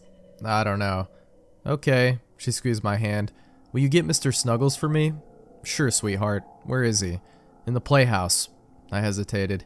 "He's in the playhouse? Outside?" "Yes." I glanced out the window. The fog was still there, diffusing the moonlight, making the night look lighter than it actually was. The street lamp in front of our house floated among the silhouettes of leafless trees, surrounded by a wide halo. Strangely, I couldn't see any of the other street lamps, even though they were only several feet away. "I'll get him for you tomorrow." "But I can't fall asleep without him." "Why did you bring him in the playhouse?" "We were having a tea party." I frowned, sighed, hemmed, and hawed. "Please?" Okay, I'll be right back." I went out of her room and walked down the stairs. Then I was standing at the sliding glass door, staring outside. The fence extended on either side of the backyard, disappearing completely into the white. The grass, too, just faded away, like our backyard didn't even exist. No sign of the playhouse. Tucker lifted his head sleepily from the dog bed, staring at me. Am I really doing this? My head was pounding and I was so tired, but I had to do it, for Emma. Enduring her resisting sleep for an hour or crying would be way, way worse. I opened the door. Outside it was silent. Not quiet, absolutely silent. No rattling of branches, no quiet murmurs from the houses next door. The air was cool against my skin, but it didn't have that heavy feeling of humidity, which was weird considering the air was probably mostly water vapor at this point. I continued blindly into the fog. After a minute, I found the fence. Okay, good. I can use this. I walked forward, one hand trailing along the edge, and then I saw it. The peaked roof, the faux shingles, the little cutout windows. I crouched down next to it, pushed the little door open. The hinges creaked. I ducked my head, turned on my phone's flashlight, and peeked inside. A soccer ball, a plastic pot, a toy car, lots of dirt and dried leaves, and Mr. Snuggles sitting next to a dirty teacup.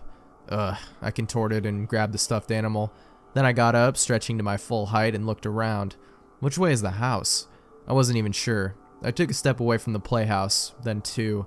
I couldn't see a damned thing. I took a deep breath, breathing in the weirdly non-humid fog, and searched for the fence. Ah, there. So just walked parallel to it. My foot snagged on a root. I tumbled forward, my arms flailed out in front of me. I was at the tree further from our house. "Look at you, lost in your own backyard," I muttered to myself, and then I stopped. There was a small hole in the tree, right under the branches, the kind of hole that birds might build a nest in, an irregular shape with the bark hanging over it and a point at the top. I'd noticed it a few times when hanging our bird feeder or playing outside with the kids, but here on the ground I saw that there was another hole, right at the bottom of the tree. It was the exact same shape. I pulled myself up, looked at the hole near the branches, then down at the hole at the base. There was no mistaking it. They were the exact same hole. "What the fuck?" I whispered. I paced around the tree, examining it closely, and then I saw it. A third hole right in the middle of the tree, the exact same shape. I didn't know what to do, so I turned around and began to run, towards where I thought the house was, but I couldn't be sure. Everything was a sea of white. I couldn't see the playhouse or the fence. I was running blindly. Then I saw the light, our floodlight dimly shining through the fog. I clawed my way up and stumbled through the grass, onto the patio. I grabbed the glass door, wrenched it open, and stumbled into the kitchen, turned on the faucet, splashed water on my face. "Are you okay?" Mary's voice from behind me. "Yeah, I got lost out there. Kinda scary," I said, turning towards her. "But I got Mr. Snuggles, and that's what—" My breath caught in my throat. Blood. All over her fucking face, trickling over her left eye and down her cheek, as if she were crying blood, dripping down her chin and onto the floor. Tap, tap, tap. I could hear it hitting the tile, rhythmically. Tap, tap, tap. And on her forehead, a horrible wound, like someone had bashed her skull in with a hammer. Oh my God, Mary. What? And then it was gone. Just like that. Snap. It was gone. And she was staring at me with her large eyes and pretty little mouth, looking at me with concern. I let out a shuddering breath. Never mind, I'm going upstairs. Emma's waiting for me. I woke up at 6 a.m. the next day. I ran over to the curtains, hoping to see the road, the sidewalk, our neighbors across the street. But when I pulled them back, all I saw was fog. Mary groaned sleepily. What time is it? A little after 6. Okay. I stared out at the window. The fog was slowly lightening from deep gray to a haunting blue, pierced only by that one street lamp. Our front lawn was quickly subsumed by the fog, falling off only several feet from the door. I walked back to the bed. I think we should do something. This isn't normal. I turned to her, squeezing her hand. You're right, she started. I think we should... And then she just stopped. No, she didn't just stop, like she'd lost her train of thought. Her entire face was frozen. Her body was still. Her hand was limp in mine. Mary? Mary? I shouted, grabbing her, shaking her, looking into her eyes, but they were totally blank, empty, lifeless, like I was looking at a doll instead of a person. Mary! She jolted into motion. Call some neighbors and see what they think. She said the words fast, slurring them like she was drunk. Then she just sat there, smiling at me like nothing was wrong. Mary, oh my God, are you okay? Of course I'm okay, she said brightly. No, you just... I faltered, trying to pick out the words. You froze up. It was awful. I thought maybe you were having a seizure or... Jared, what are you talking about? Well, you just did. I didn't do anything. What, you're saying you forgot what happened 30 seconds ago? Jared, please, you're acting crazy. No, I'm not. The rest of you are acting f***ing crazy. I stood up, backing away. Adrian smashing his head against the fence. You all getting paralyzed for a second, and me... I've been seeing things, Mary. I didn't want to tell you. There's something in this fog. Or maybe the fog itself is something. A chemical messing with our heads, but you think I'm crazy, don't you? She averted her eyes, and that gave me the answer I needed. I went into the bathroom and slammed the door, splashed water on my face, then I just stared at myself in the mirror, and something clicked. What just happened to Mary conjured up a clear memory, a memory of playing Skyrim for the first time on my old laptop, with the terrible RAM. An hour into play, the main character freezing up, and then suddenly shouting the words at double speed. That's exactly what Mary did just now. I watched the water drip off my face, heard them plummet into the sink. Tap, tap, tap. But I just stood there, my hands growing numb against the cold counter. Could it be? Another memory flashed through my mind, a memory of playing Minecraft with Emma. Daddy, Daddy, she said, I don't want the computer to keep freezing up. You're flying too high, that's why. The computer can't keep up, rendering all those mountains and valleys in the distance. Can you fix it? Sure. I went into the settings, changed the render distance so that the computer would only show the landscape within 50 blocks of the player, and that's when the game took on the appearance of thick fog. No, it can't be. But the memories were coming faster now. The bark on the tree with that same damped hole, like a repeating texture had been plastered all over it. Adrian smashing his head into the fence, like an NPC that had gotten stuck in a corner. Mary repeating the same story about the main fog. What if they weren't people? What if they were just sets of code? Daddy? Daddy, where are you? Emma's voice coming through the door. I backed away. Tears burned my eyes, and I turned away, trying to hide it. Jared, are you okay in there? Tell her to go away. Please. My voice trembled. Jared. When I didn't reply, I heard her muffled tones, then the scattered footfalls of Emma skipping away. I pushed the door open. Mary sat on the bed, eyes locked with mine. She offered me a small, sympathetic smile. Mary? Yes? I opened my mouth, struggling to say the words, to get the confirmation I needed. I didn't want it to be true, but I had to know. And I had to. It's so foggy out, I whispered. She paused, blinked, and then she started. It's like that one time in Maine. It was so foggy No. I opened my mouth, fighting back the urge to cry. Jared, what? Do you even love me? I stepped towards her. Do you even know who I am? Of course I love you, Jared. You're only saying that because you were programmed to say it. Damn it, don't you understand? You're not real, none of this is. She stared at me, and then her face began to change. Her flesh flickered like a malfunctioning TV, then it rippled as if made of putty. She slowly stood, took a step, and then she was right in front of me. Blood dripped down her face. Her neck hung strangely to one side. Her arms were stiff, hanging limply at her sides. and she wore that pink dress, the one she was wearing on the kitchen floor, the one she wore when she was out with her friends that awful night. Jared? I turned and ran down the hallway into Emma's room. I crouched down next to her, brushing her face, tears running down my cheeks. Emma, please. Her eyes snapped open, and then her face rippled, just like Mary's had. No. I backed away. My foot hit something solid, and I whipped around. Adrian. He stood behind me, totally stiff, hazel eyes staring blankly into mine. No, please. I started down the stairs. The tile floor rose up below me, freezing into a pixelated mess. The stairs began to stretch and buckle. I lost my balance and pitched forward. Then there was only darkness. My eyes snapped open. I was sitting alone in a small room, 3 white walls, the 4th floor to ceiling darkened glass. In front of me stood a desk. A computer sat on it, the screen black. Several wires trailed up from the ports, leading up from my head. What? I heard whispers coming from somewhere. Thought I heard the words, "He's awake," coming from the other side of the glass. Saw shadows shifting and moving, too dark to make out well. "Jared Donahue," a voice said through unseen speakers. "Do you remember why you're here?" Emma, Adrian, Mary. Their faces swirled in my head, foggy and distant. Sharp pain throbbed through my head. I glanced at the computer, then the desk, then my hands. My hands. Attached to the table with handcuffs. Pain jolted through my skull. The fantasy suddenly evaporated, and the memories came rushing back. All of them. Tears burned at my eyes, and I began to cry. "You remember, don't you?" the unseen voice said. "I'll fucking kill you," I'd said to Mary, on the worst night of my life. But it didn't end there. The memory of what really happened played in my mind, as vivid and horrible as if I were doing it all over again. After saying that, I charged into the garage, grabbed the hammer on the work table. I found Mary in the kitchen facing the sink, eating some crackers on Emma's Elsa plate. She whipped around, eyes widening, but it was too late. I brought it down on her head. The plate shattered, the body fell, blood everywhere. My entire world gone. "Jared Donahue, for killing your wife Mary, you have received the life penalty," the voice said through the speakers.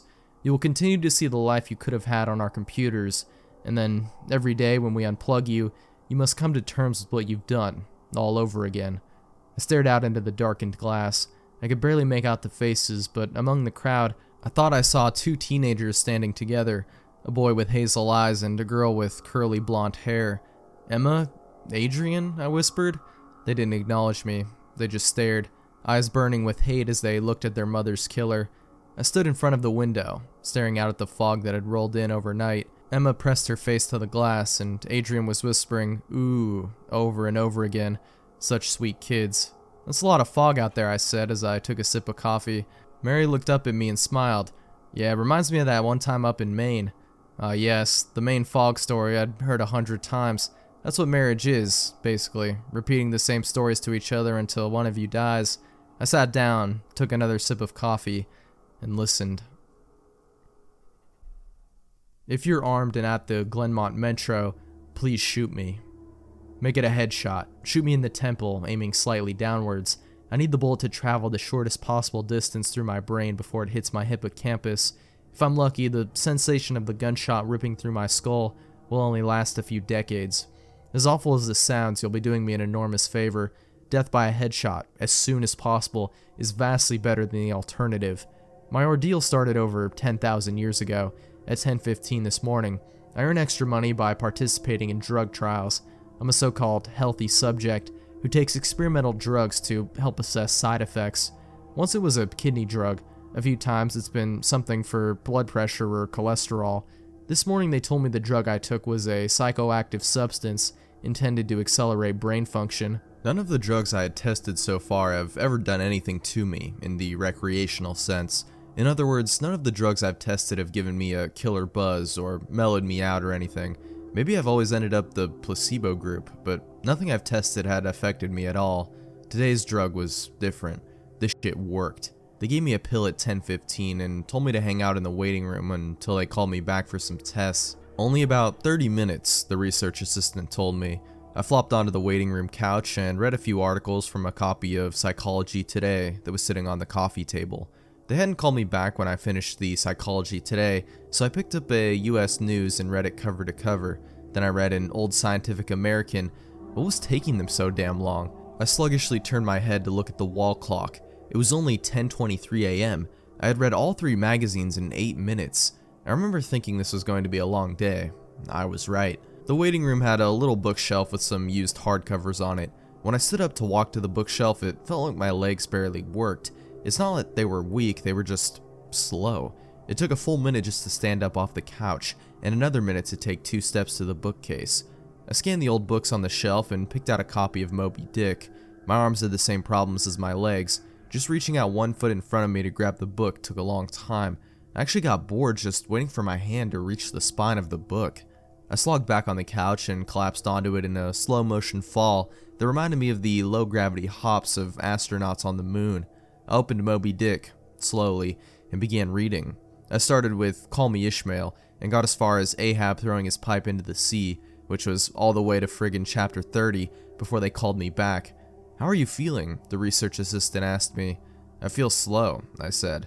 "Actually, it's the other way around. Everything seems slow because you're so fast. But my legs, my arms, they're moving in slow motion. Your body seems like it's moving slowly because your brain is fast. Your brain is running 10 or 20 times faster than normal.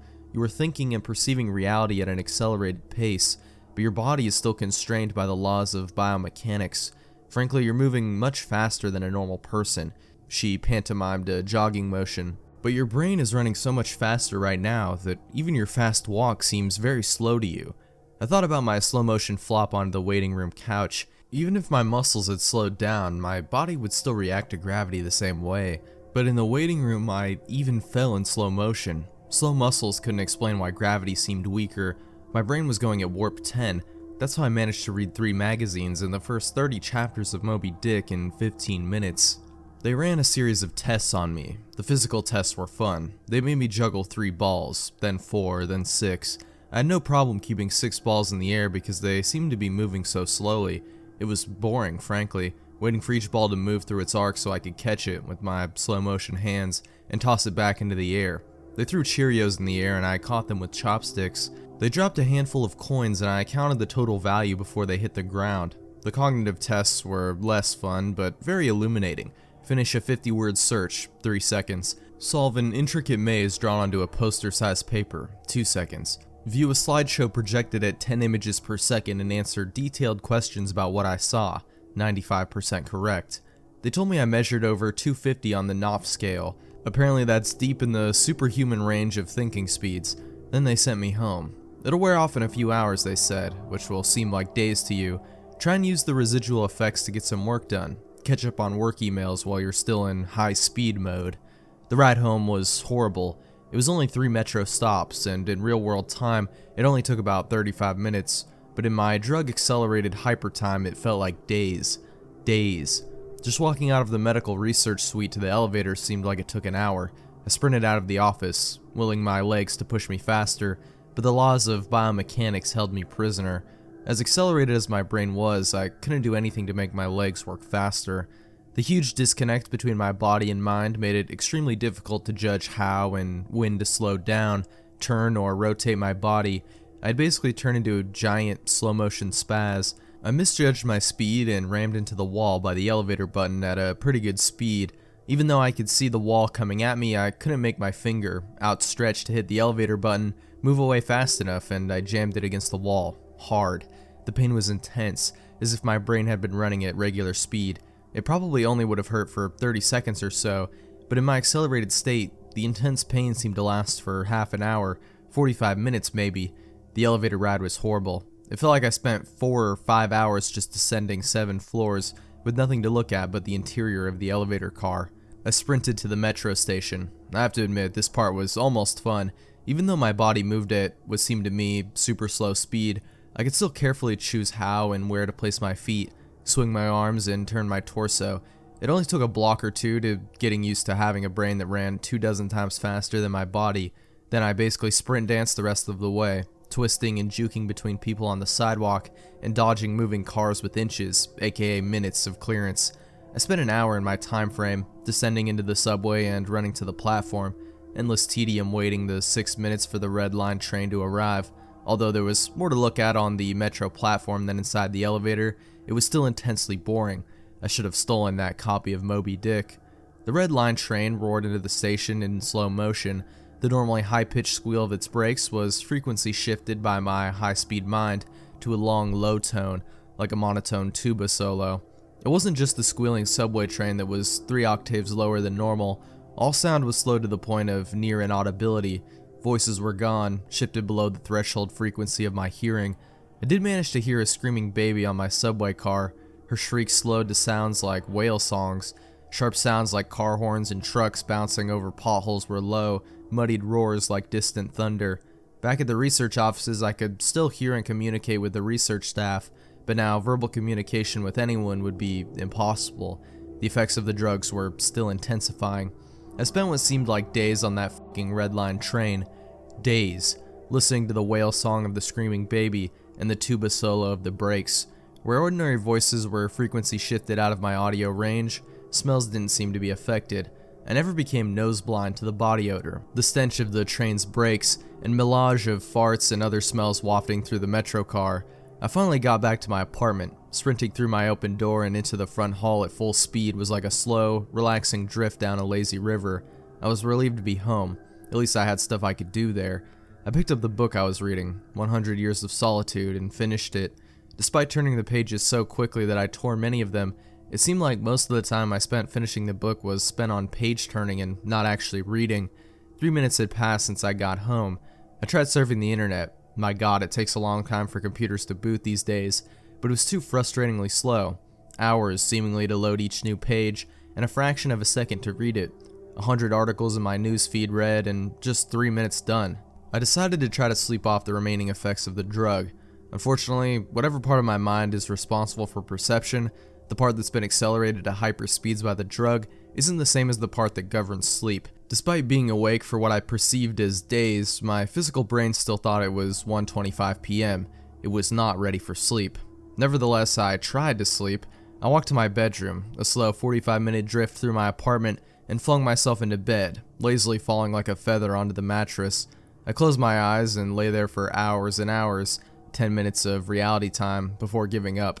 Sleep would not come. I was facing what was going to feel like days, or maybe even weeks of being trapped in a slow-motion prison, so I took an Ambien. The sensation of the pill and the splash of water I used to swallow it sliding down my throat was sickening, a lump that blocks my breathing, moving like a slug through my esophagus. I read a book. 10 minutes had passed. I read another. 18 minutes since I took the Ambien. I threw the book across the room in disgust at my situation. The book slowly pirouetted and spun through the air like a leaf blowing in a breeze. It hit the wall with a long, faint rumble, the only sound I had heard for what seemed like hours, then drifted to the floor like a flip-flop sinking in a swimming pool. The force of gravity hadn't changed since I took the pill. The laws of physics were the same. It was just my perception of time that had gone wackadoo. This meant I could use the speed things seemed to fall as a way of judging the effects of the drug. Based on how long it took the book to drift to the floor, I estimated the effects of the drug were still intensifying. I read the magazine, and I turned on the television. I clearly saw each frame of video like I was watching a slideshow. Frustrated, I turned the television off. I read some more, the first 2 books of Churchill's A History of the English-Speaking Peoples. Not exactly a light read, frankly, I hated it, but given the hours of tedium it would take to get another book off of my bookshelf, just sitting on the couch and reading Churchill was better, or at least less worse. It had now been 35 minutes since I took the Ambien. I lay down on the couch and closed my eyes. Time passed. I inhaled, an hours-long process. Time passed. I exhaled for more hours. Sleep would not come. I needed a new plan. I decided to go back to the offices where they gave me the drug. Maybe they would have something that could counteract its effects, or at least something to knock me out until it wore off. I exited my apartment as fast as possible, taking hours in my time frame to do so. I didn't even bother locking the door. It would have taken too long. Down the stairs, it's faster than the elevator if you run, through the lobby, out the front door, and onto the street. These few things felt like a long day at the office. Sprinting down the street, dancing and weaving between pedestrians with what must have looked to them superhuman dexterity. Down the first flight of stairs to the metro, across the landing, another hour. Then on the second flight of stairs, that's when the Ambien hit me. The Ambien didn't make me sleepy, not at all. Instead, it must have had a severe cross-reaction with the experimental drug I took this morning. I was bounding down the second flight of stairs, moving in slow motion, but still making perceptible progress. Then, wham, everything stopped. The dull roar of the street and metro noise ceased, replaced by the most perfect silence I've ever experienced. My downwards motion seemed to completely freeze. Before the ambient kicked in, my perception of time was maybe a few hundred times slower than real time. After the ambient took effect, time moved thousands of times slower. Every second seemed like days to me. Even just moving my eyes to focus on a new point was like an impossibly slow scroll across my visual field. Over the course of the afternoon, I learned how to walk, run, and jump when my mind ran hundreds of times faster than my body. But with another 4 or 5 orders of magnitude of slowdown caused by the ambient, body control was almost impossible. I fell on the stairs. Even though I was all but frozen in mid-step, controlling my muscles was impossible. I commanded my foot forwards for hours, then backwards for hours more when it seemed like I would miss the next step. Hours attempting to adjust the angle of my ankle, then readjusting when it felt wrong. Despite these efforts, I rolled my ankle on the first step. The pain wasn't at all mitigated by the slowness. Hours of increasing strain on my bent ankle. The nerve signals that send pain into the brain must work differently than the nerves in my ear. Sonic energy was spread out over time, diluted until it was imperceptible. Pain flowed into my brain undiluted by the change in my perception of time. Hours and hours of increasing weight on my turned ankle turned into hours of increasing pain upon increasing pain. I pitched forwards, my high-speed mind completely unable to control my low-speed body. I drifted downwards for days, managing to rotate my torso enough to keep my head from impacting the ground first. I eventually landed on my right shoulder. At first the impact wasn't even noticeable, then I felt a slight pressure in my shoulder as it came into contact with the ground. The pressure grew, bringing increasing pain for hour upon hour. My shoulder finally gave out, popping out of its socket with an endless, sickening tug. I came to a stop days later, crumpled onto the ground, staring at the ceiling. The pain in my shoulder still screaming with the intensity of a fresh, violent injury. I had plenty of time to think during that fall. If every second seemed like days to me, then each minute of real-world time would be like years. Even if the drug cleared out of my system in the next 2 or 3 hours, this nightmare would seem to last centuries. By the time I hit the ground, I had a plan. I would somehow get to the platform and throw myself in front of a train. I twisted onto my hands and knees, dazed of my dislocated shoulder crying for relief. I misjudged my rotation and rolled onto my back. I tried again, collapsing onto my face as I tried to figure out how to control a body that moved slower than grass grew. Weeks of effort were finally rewarded with success. I stabilized on my hands and knees. If just getting on all fours was this difficult, I figured that walking or running was completely out of the question, so I crawled. I crawled through the metro tunnel. The dumb looks on the faces in the crowd lingered on me for weeks. I crawled under the turnstile and onto the escalator. The escalator spilled the rush hour crowd onto the platform at the same speed a glacier spills ice into the sea. I looked out over the crowded platform during my interminable downward ride. The train status sign said the next train wouldn't arrive for 30 minutes. 20 minutes was like a year to me.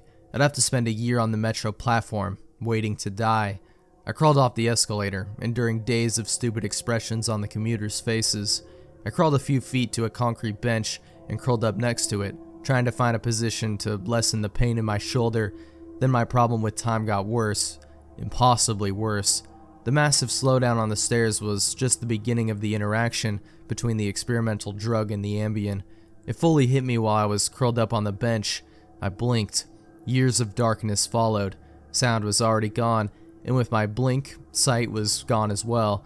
All that existed was the pain from my fall. My hyper-accelerated mind wasted no time compensating for the lack of sensory input. Voices spoke to me. They sung to me in languages that never existed. Patterns and faces and colors came and went in my mind's eye. I recalled my whole life and imagined living another. I forgot English. I settled into a profound despair. I spoke to God. I became God. I imagined a new universe and brought it to life with my thoughts. Then I did it all again, and again. My eyes opened with geologic slowness, a faint glow. Weeks. A slit of light. Weeks. A narrow view of the metro platform. Ankles of the commuters near me, and an advertisement on the opposite wall. I extracted my phone from my pocket, a project that spanned decades. How can I even explain the boredom? The pain in my shoulder is nothing compared to the boredom. Every thought I can think, I've thought hundreds of times already. The view of ankles and advertisements never changes. Never. The boredom is so intense it's tangible, like a solid object of metal and stone wedged into my skull. Inescapable. What are my options? If I crawl and fall into the tracks without an oncoming train to crush me, I won't die. I'll experience even more pain from the 4-foot fall, but I'll most likely be rescued by some do-gooder on the platform and unable to act when the train finally does arrive. My suffering in that scenario will be endless, so I wait for the train so I can throw myself under it. When it finally hits me, I will experience the pain of being ripped to pieces for centuries until, finally, the light of life leaves my brain and my experience ends. I've lived hundreds of lifespans at the foot of this bench. I am far older in spirit than any human who has ever lived. Most of my life experience has been a snapshot of pain huddled on the floor of a subway platform with an unchanging view of ankles and advertisements. This post is my plan B, my Hail Mary, my long shot. I've spent lifetimes typing and posting this message in the hope that someone will read it and become convinced that my suffering must end. Someone on this platform right now. Someone who will find the man curled under the bench, the man who crawled down the escalator, and kill him as swiftly as possible. A bullet to the temple. If you're armed and at the Glenmont Metro, please shoot me. Something happened 63 years ago that's haunted me my entire life. I've never told anyone about it, until now. It's official, I'm an old man. For the last couple years I've comforted myself by saying I'm in my early 70s, but math is simple and unforgiving. Today is my 75th birthday, and God, the years do fly by. I'm not here for your well wishes. This is hardly a milestone I'm excited about. I'm glad to still be here, of course, but I find I have less and less to live for with every passing year.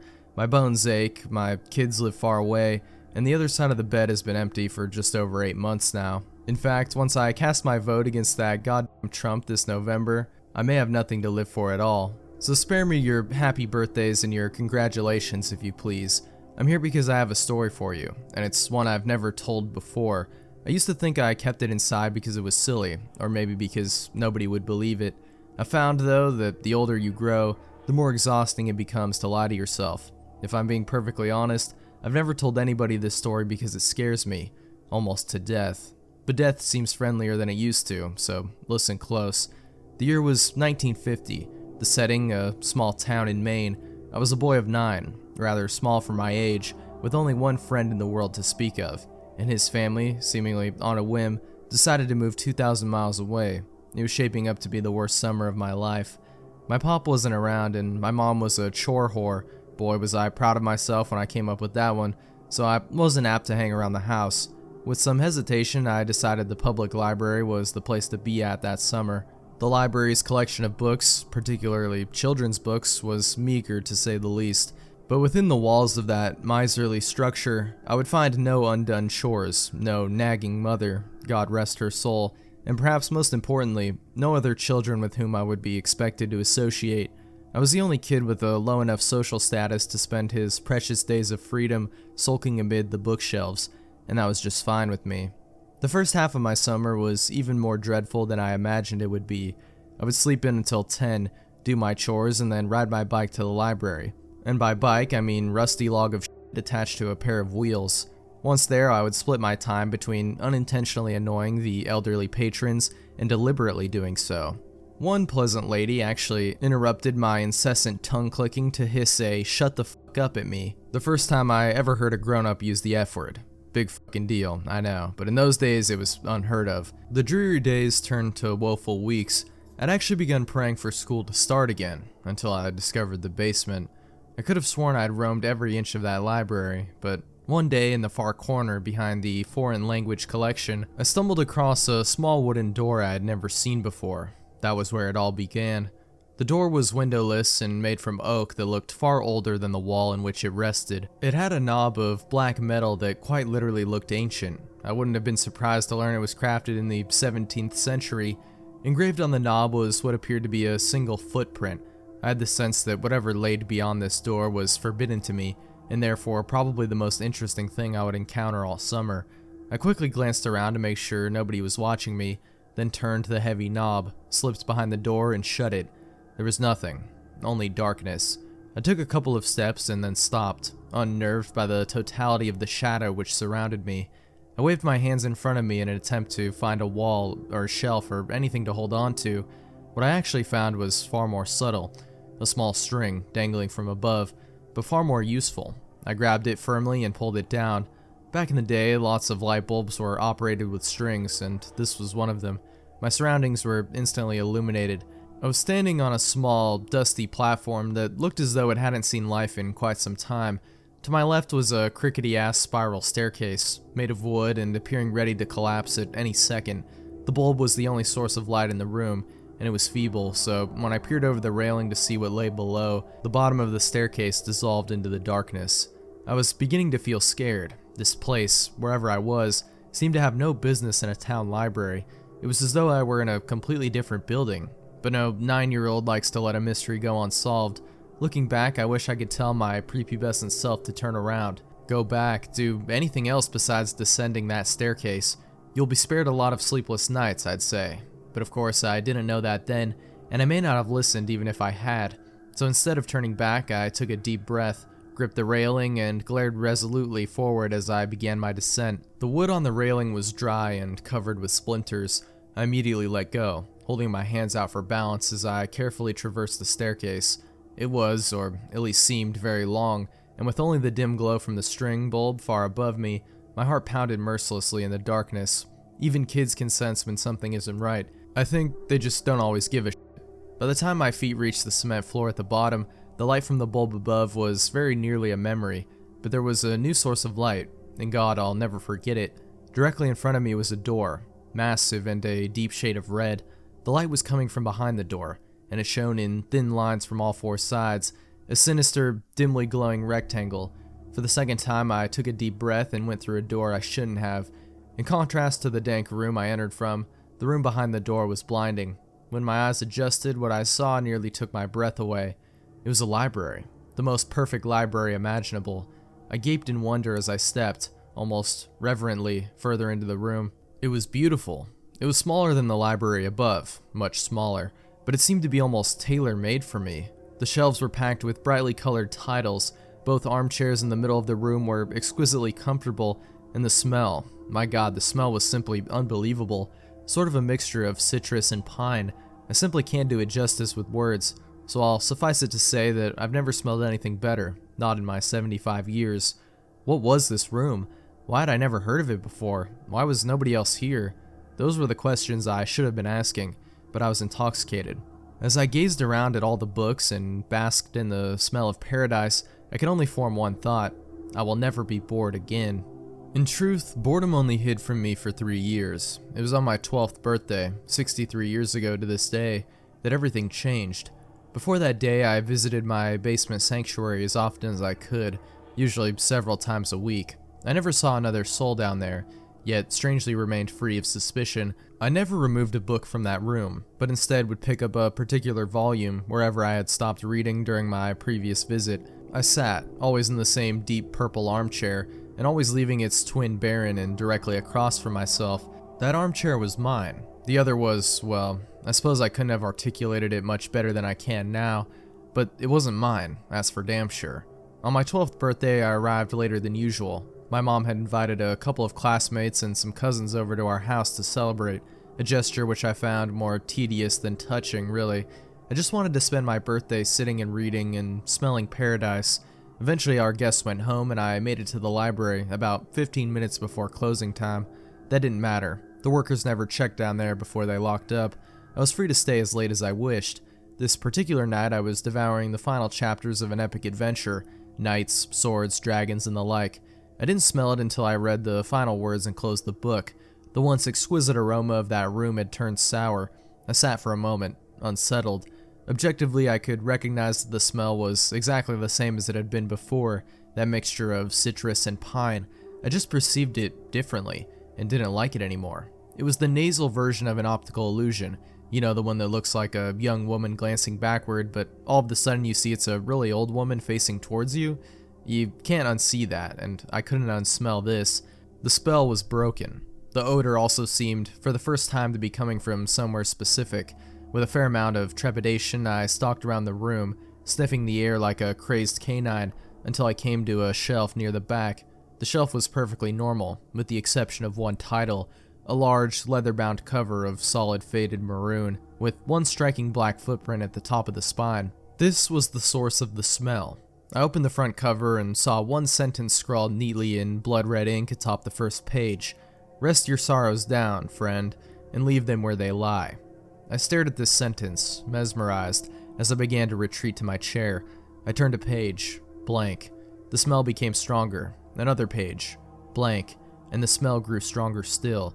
I stopped for a moment, suppressed a gag, and continued walking. Then, as I neared the armchairs, I turned to one final page, and there, in the same sinister print, was the last thing I expected to see: my own name. I dropped the book. I began to sprint toward the door, but as I shifted my gaze forward, my heart leapt to my throat, and I stopped in my tracks. The chair wasn't empty anymore. An aged man in a suit sat before me, one leg crossed over the other, contemplating me with piercing gray eyes and a light smirk. This was all too much. I fell to my knees and expelled the contents of my stomach onto the carpet. I wiped my mouth, staring at my vomit, when I heard the man let out a chuckle. I stared at him disbelievingly. "Who are you?" I asked, panic in my voice. The man leapt to his feet, grabbed me gently by the shoulders, and helped me to my chair. He sat once again in his own. "I fear we got off to a bad start," he said, glancing at the pile of sick on the carpet. "The smell, it does take some getting used to." "Who are you?" I repeated. "Tonight, you will know hardship like you've never before known," he said. "I come as a friend, offering you refuge from it and from all other storms which lie ahead." I wanted nothing more than to leave at that moment, but I remained seated. I asked him what he was talking about. "Your mother is dead, my boy, by her own hand in the kitchen. The scene is gruesome, I must admit," he said in sorrowful tones. But was there a playful glint in his eye? "Surely you wish to avoid this path. I can show you a safer one." My blood ran cold at the horrors this man spoke of, but I did not believe him. "What do you want with me?" I demanded, trying to sound braver than I felt. He laughed an old raspy yelp that seemed to shake him to his bones. "Nothing but your friendship, dear boy," he said. Then, sensing I found his answer inadequate, he expounded. "I want you to come on a journey with me. My work is noble and you'll make a fine apprentice. And maybe when I'm done," he sighed tiredly, running his bony fingers through his thin white hair, "maybe then my work can be yours." I stood up, shuffling toward the door, but never breaking his gaze. "You're crazy," I told him. "My mom isn't dead. She's not." "See for yourself, if you must," he said, gesturing toward the door. I threw him a contemptuous glare and bolted for the exit. As my hand closed around the knob, he said my name softly. In spite of myself, I turned around. "Your road won't be easy, friend. If it ever becomes too much for you, and I mean ever," he said, pausing to sweep his hand over the room, "you know where to find me." I slammed the door behind me and took the decrepit stairs two at a time. I exited the library, clambered onto my bike, and hightailed it home. The front door was wide open. I dismounted, leaving my bike in a heap on the ground, and approached the house cautiously. The old man was lying. He must have been. Still, tears began to sting my eyes. Heart pounding, I stepped inside and called for my mother. I heard no answer, so I turned into the kitchen. To this day, I don't know why she did it. I've lived in that small town in Maine my entire life. Although I've kept mostly clear of the public library, once in my late 20s, I summoned the courage to step inside. Life was good at the time, and my fear had begun to morph into idle curiosity. Where the door to my basement sanctuary once stood was only a blank wall. I asked the librarian what had become of the basement, though in my heart I knew the answer. There was no basement, she said. There had never been a basement. In fact, if she had her facts correctly, city zoning ordinances prohibited a basement in the area. I've been haunted by that sickly sweet smell, that poisonous blend of citrus and pine, ever since that long ago birthday, when I saw my mother lying in the kitchen that day, collapsed in a pool of her own blood. I smelled it. When a man claiming to be my father knocked on my college apartment door, begged me for money, and beat me to within an inch of my life when I refused, I smelled it. When my wife miscarried our second child, I smelled it, and again when she miscarried our fourth. When our oldest son got behind the wheel of the family Buick, completely shit-faced, and got his girlfriend killed, I smelled it. I began to smell it periodically as my wife became sick. She died late last year, and now I'm alone for the first time in more than half a century. Now I smell it every day, and it feels like an invitation. A few months ago, I went back to the library, and the small oak door with the ancient handle was there, right where it used to be. My evening walk has brought me past that library every day since, but I haven't gone inside. Maybe tonight I will. I'm frightened to die, yes, but lately I'm even more frightened to keep living. The old man was right. My road hasn't been easy, and I doubt it will get any easier. Rest your sorrows down, friend, and leave them where they lie. He promised relief, a refuge, he said. Was he right about that too? There's only one way to find out. After all, I still know where to find him. Don't let them in. Addiction took our mother slowly, rocked her through it and snuck her to sleep, sunk deep into the mattress on her bed. When her back teeth fell out, she left them on the side of the bathtub. I was 7 and I kept them in a matchbox. The missing pieces of her kept safe, so she wouldn't be lost forever. So maybe one day we could put her back together. Our house fell down around us, and we tried our best to raise ourselves. The ceilings had water damage, and the bottom stairs had dry rot, and in the winters the radiators would bleed rust. But it was still our house, and Annie made it a home. My sister Annie mothered me, with lopsided band-aids on bruised knees and lukewarm microwave meals. She told me ghost stories and didn't mind when I crawled into bed with her later on, too scared to sleep alone. She taught me to dance, barefoot on the living room carpet, music channel on full volume on the TV, shaking our hips before they were fully grown. She always let me shower first so the water was hot, never complaining when she had to make do with cold. She brushed my hair every day before school, even when I screamed and hit her when she caught the tangles. Annie was dark-haired like her father, whoever he had been, but I was blonde. Annie was desperate to be blonde too, like Marilyn Monroe, like Mom. I think she thought it would make them closer, remind Mom less of her dad. I'd give anything for her to have her hands in my hair one more time, even if it hurt. She moved to New York when I turned 18 and never came back. I still dream about her sometimes. Keeping up with our mother was impossible, and we learned from a young age we would always be left behind. It didn't make it any easier. When she was drinking light, she shone, would wake us up at 3 a.m. with pancakes dripping in cherry syrup. Sometimes when the weather was right and she'd had enough being drunk alone, she would call our school up and tell them we had both come down with summer sickness and we'd drive to the beach instead. I remember being 9 years old in the backseat of the car, coming home after one of our ocean days, sucking the salt from my fingers. Annie had just dyed her hair blonde, her best friend Jane helping her bend over our kitchen sink.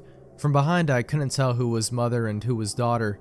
Radio up and windows down, blowing the sky inside. When she was drinking heavy, she'd be out all night, hair piled up like a beauty queen, eyes glazed over and ringed with glitter and black. Sometimes she'd be gone a day or two. She would never tell us when. One day we'd just wake up to an empty house and the fridge packed full, post-it note on the front with a smear of Mom's lipstick and the outline of a kiss, telling us she'd be back soon. Sometimes she'd bring guys home, filling the table with beer cans and ashtrays, smoke up to the ceiling, Mom lost in a haze. We'd sleep with pillows over our heads, trying to drown out the music they would blast until the AM, and wake up to strangers at our kitchen table in the morning, asking us where we kept the coffee. When Mom drank too little, she fell apart. She wouldn't buy food, refrigerator a gaping hole in the wall. She'd chain smoke, leaving cigarette burns on the wallpaper up by the stairs, like the walls were sick and decaying. She barely slept, walking around with blue half-moons under her eyes, knuckles raw. She would scream at the slightest thing. I remember once when I spilled a glass of juice on the couch, she looked over at me with dead eyes and dragged me off onto the carpet, and then took every single cushion off the couch and into the backyard and set them on fire. Annie went to watch for a while from the window, and then sat next to me on the floor, backs pressed against the skeleton of the seats, head resting in the crater of my collarbones. When Mom drank too much was the worst. She'd laugh too loud and too long at anything and everything, until her mouth started to shake and she started crying at the breakfast table into her cereal. Annie shut down when Mom was like this, went somewhere deep inside herself where nobody could hurt her. She'd stay up until the morning watching old black and white movies on TV, whispering the lines she knew by heart like prayers. When I was 5, I'd cry when I find my mom passed out cold on her bed, sure she would never wake up. Annie would wipe my tears, tell me she was only sleeping just like the princesses in my storybook. We'd sit on Mom's bed together and wait for her to wake up. When we were older, I was the one who would pick Mom up off the bathroom floor again and again, and Annie would put her to bed, smoothing her hair off her face and the vomit from her mouth, changing her clothes if she'd pissed herself. Watching them then, there was no doubt that Annie was the mother now. It was October and I was 13, Annie 16. It was a Wednesday night and Mom had been gone for 2 days. She called us that morning from a payphone, voice slurring down the line, telling us she was having the best time with all her new friends, hoping we were doing fine. When she asked me if I was having a good birthday, I hung up on her. My birthday had been the day before. Annie had given me a pile of presents, strawberry lip glosses and glittery nail polishes. I didn't ask where she got the money from. I didn't care. We'd taken the bus to the beach with Jane, eaten the birthday cake she had made for me, sand getting into the frosting. It tasted like sweetness in the sea. I savored every bite and scrape of sugar against my teeth. We watched the sun go down, Annie snapping grainy photos on her shitty Nokia as I blew out my candles, wishing over and over that Mom wouldn't come home, that she'd just stay gone this time. But that Wednesday night, me and Annie weren't speaking. Anger hung heavy between us, seeping through the floorboards. It began when she tripped at the bottom of the stairs. We both laughed, Annie throwing her head back, gap between her front teeth catching the light. When I bent to pick her up, I'd caught her breath, warm against the freckles on my cheeks. I let go of her arms and she fell again, hitting the floor and grinning, shaking her hair from her face. Her breath was heavy with whiskey. I couldn't start picking her up too, couldn't watch her fall again and again, just like Mom. I knew she'd never get back up. I stared down at her, blonde hair falling into her eyes, and all I could see was our mother, and then I was running, feet slamming the hallway like heartbeats turned loose. I'd run for the kitchen and tipped every bottle we had down the sink, shoving Annie back as she fought back to stop me, catching liquor on her fingers as it fell. She grabbed my shoulders and made me drop the very last bottle. It smashed between us on the floor, glass shards shining like we dragged the stars out of the sky and broken them, pieces we could never put back. Outside through the open windows, the sky turned pale gold, clouds a mess of pink and cream smeared across the horizon. I cried then, watching Annie on her knees picking up the pieces. That was Annie, always trying to fix things even when it was too late. The smell of food dragged me from my room, stomach turning traitor inside my ribcage. Annie was cooking pasta, real food not made in a microwave. She'd set the table, Tammy Wynette singing softly from the CD player, Annie gently swaying her hips as she stirred the tomato sauce, rich and warm.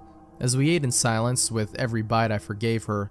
Mom never cooked dinner, or remembered my favorite was spaghetti ever since I was a kid, or stayed sober long enough to sit up at a table. Annie wasn't Mom. We were washing the dishes when we first heard it. A moth was crawling down the inside of the pane, and I cracked the window to let it out into the dark. From the backyard came a faint sound. I tilted my head to listen as it was coming from far off, crying. Or maybe even Lucky, strike the cat that junkies down the street, begging for food like he sometimes did. I always wanted to feed him when he came around, winding over my ankles, but Annie always stopped me, saying once you started giving, they never stopped taking. Looking back, I don't think she was talking about the cat. Annie flipped the Christmas lights strung up around the porch, and we sat on the plastic beach chairs watching the skies. When we were little, we'd sit outside and Annie would tell me the names of all the constellations and stories of how they came to be hung up in the night sky. I had to grow up before I realized she made them all up as she went along. It was a game we still like to play now, making up ridiculous stories for the shapes we picked out. Ah yes, that one there is the Coors Light. It got there when God dropped it out of his convertible window and never picked it up, she said, nodding sagely and hiding her smile. Of course, I said, waving my hands and pointing up past the power lines, right next to the ashtray, left there by angels on a smoke break. Yeah, they say if you wish on it, all your dreams will come true, said Annie, grinning. She stopped laughing, voice quieter, face tilted up to all those dead stars. Let's wish, Emmy, let's wish. So we did. The sound of crying interrupted us. It was closer this time, and definitely human. We turned to each other, confused. Annie shrugged and I squinted out into the black. It sounded like a baby, lost and tired and alone. It must be Mika, I said, slowly getting to my feet. Maybe he walked around the back. Shit, do you want to call Connie and tell her we'll bring him over? Annie didn't reply, and I sighed, rolling my eyes. Guess I'll do everything then. I stepped off the porch, grass soft against my heels. The air smelled like it might rain, fresh and clean and growing, a promise unfulfilled. Annie's voice was strained. I turned to her, smiling. It died on my face when I saw the look on her own. Get inside now. She was staring out into the dark, past me, opening the door with one hand behind her, fingers fumbling on the catch. I froze, barefoot in the dirt. I'd found what she was looking at. In the bushes by the back fence was a person, crouched with their knees tucked up neat under their chin, arms wrapped around legs. Their mouth hung wide, slowly opening and closing as he cried, like a child lost in the dark. Not like a child, but as someone pretending, mimicking the sound, open and closed out in the blackness. Suddenly they straightened, snapping upright face still hidden by the black. They were tall and thin, too thin to be a normal person. Panic made me move, animal instincts left over from the days we lived up in the trees carrying me forward.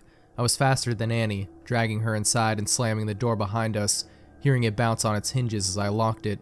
We watched as the person slowly walked towards the house, steps deliberate and long. Annie reached for my hand, holding me tight, and turned me to face her, holding my shoulders. "Don't turn around, Emmy. Don't turn around." Instinctively, I started to look over my shoulder out into the darkness. Annie grabbed my face, hard, and shook her head. I knew then she was serious. Her voice cracked, and she cleared her throat, gripping my hand tight enough to hurt, nails digging in, grounding herself. I looked down at our fingers interlocked, both of us grown from the same bones.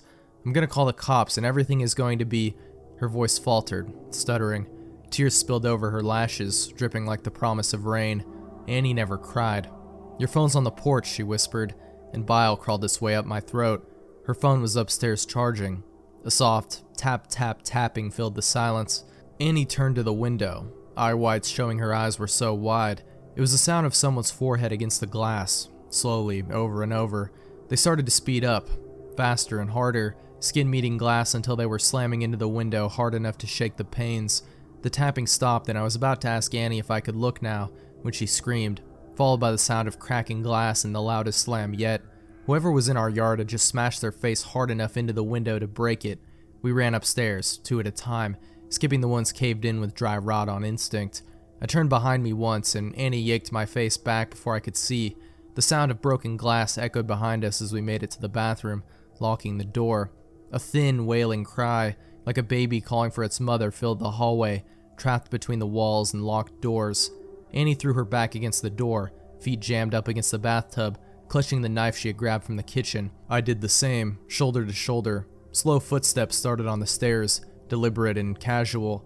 The crying had become mocking, almost laughter. Shrill bursts of sound and then giggles, high-pitched and abruptly stopping before starting again.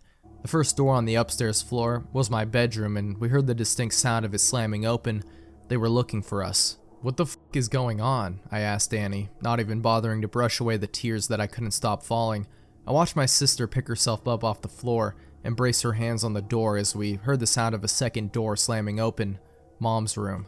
The next room on the hallway was the bathroom. Annie pulled me to my feet and handed me the knife. I shook my head and I pushed it back to her, terrified of what would happen if I had to use it. Annie shoved me and pressed the knife into my hands, thumb pressing hard enough on the blade to bleed. I watched my sister's blood drip down her wrist, a winding red road, still pushing into my hands despite the pain. I took the knife. Something slammed against the wall that Mom's room shared with the bathroom. A high-pitched wail followed. I held my breath, could feel my heartbeat in the base of my throat. A wild and frantic thing.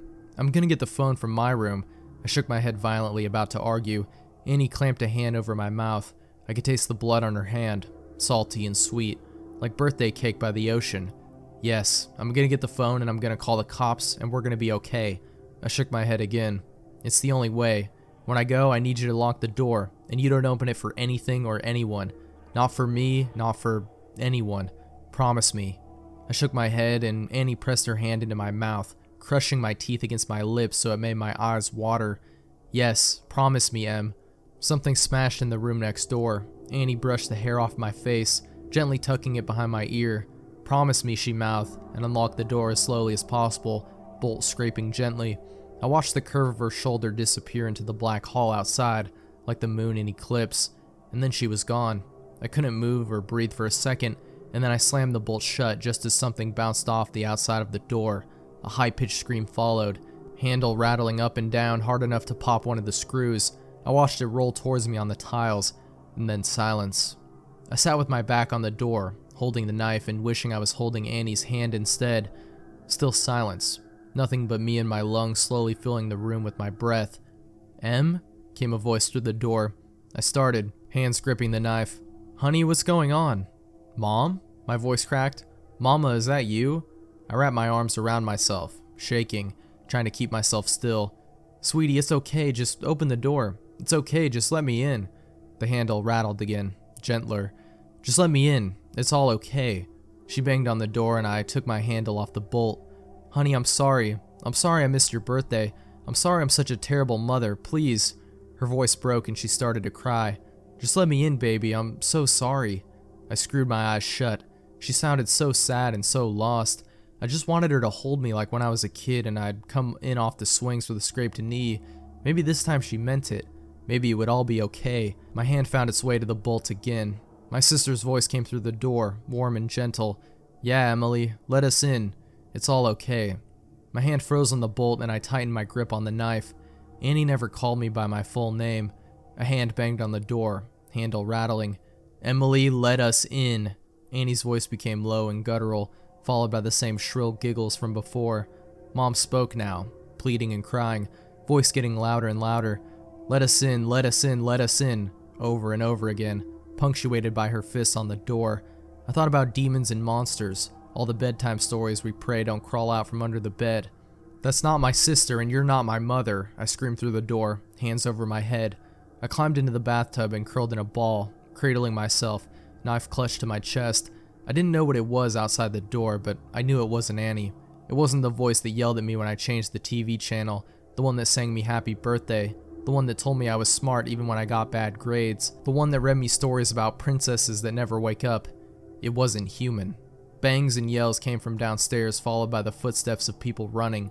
A low, guttural howl ripped through the house, filling the room until it felt like I was drowning in the sound, and then the door was kicked in. I screamed, covering my eyes, waiting to die. Arms found me and lifted me from the tub, carrying me from the room. I looked at the outside of the door as I was carried downstairs.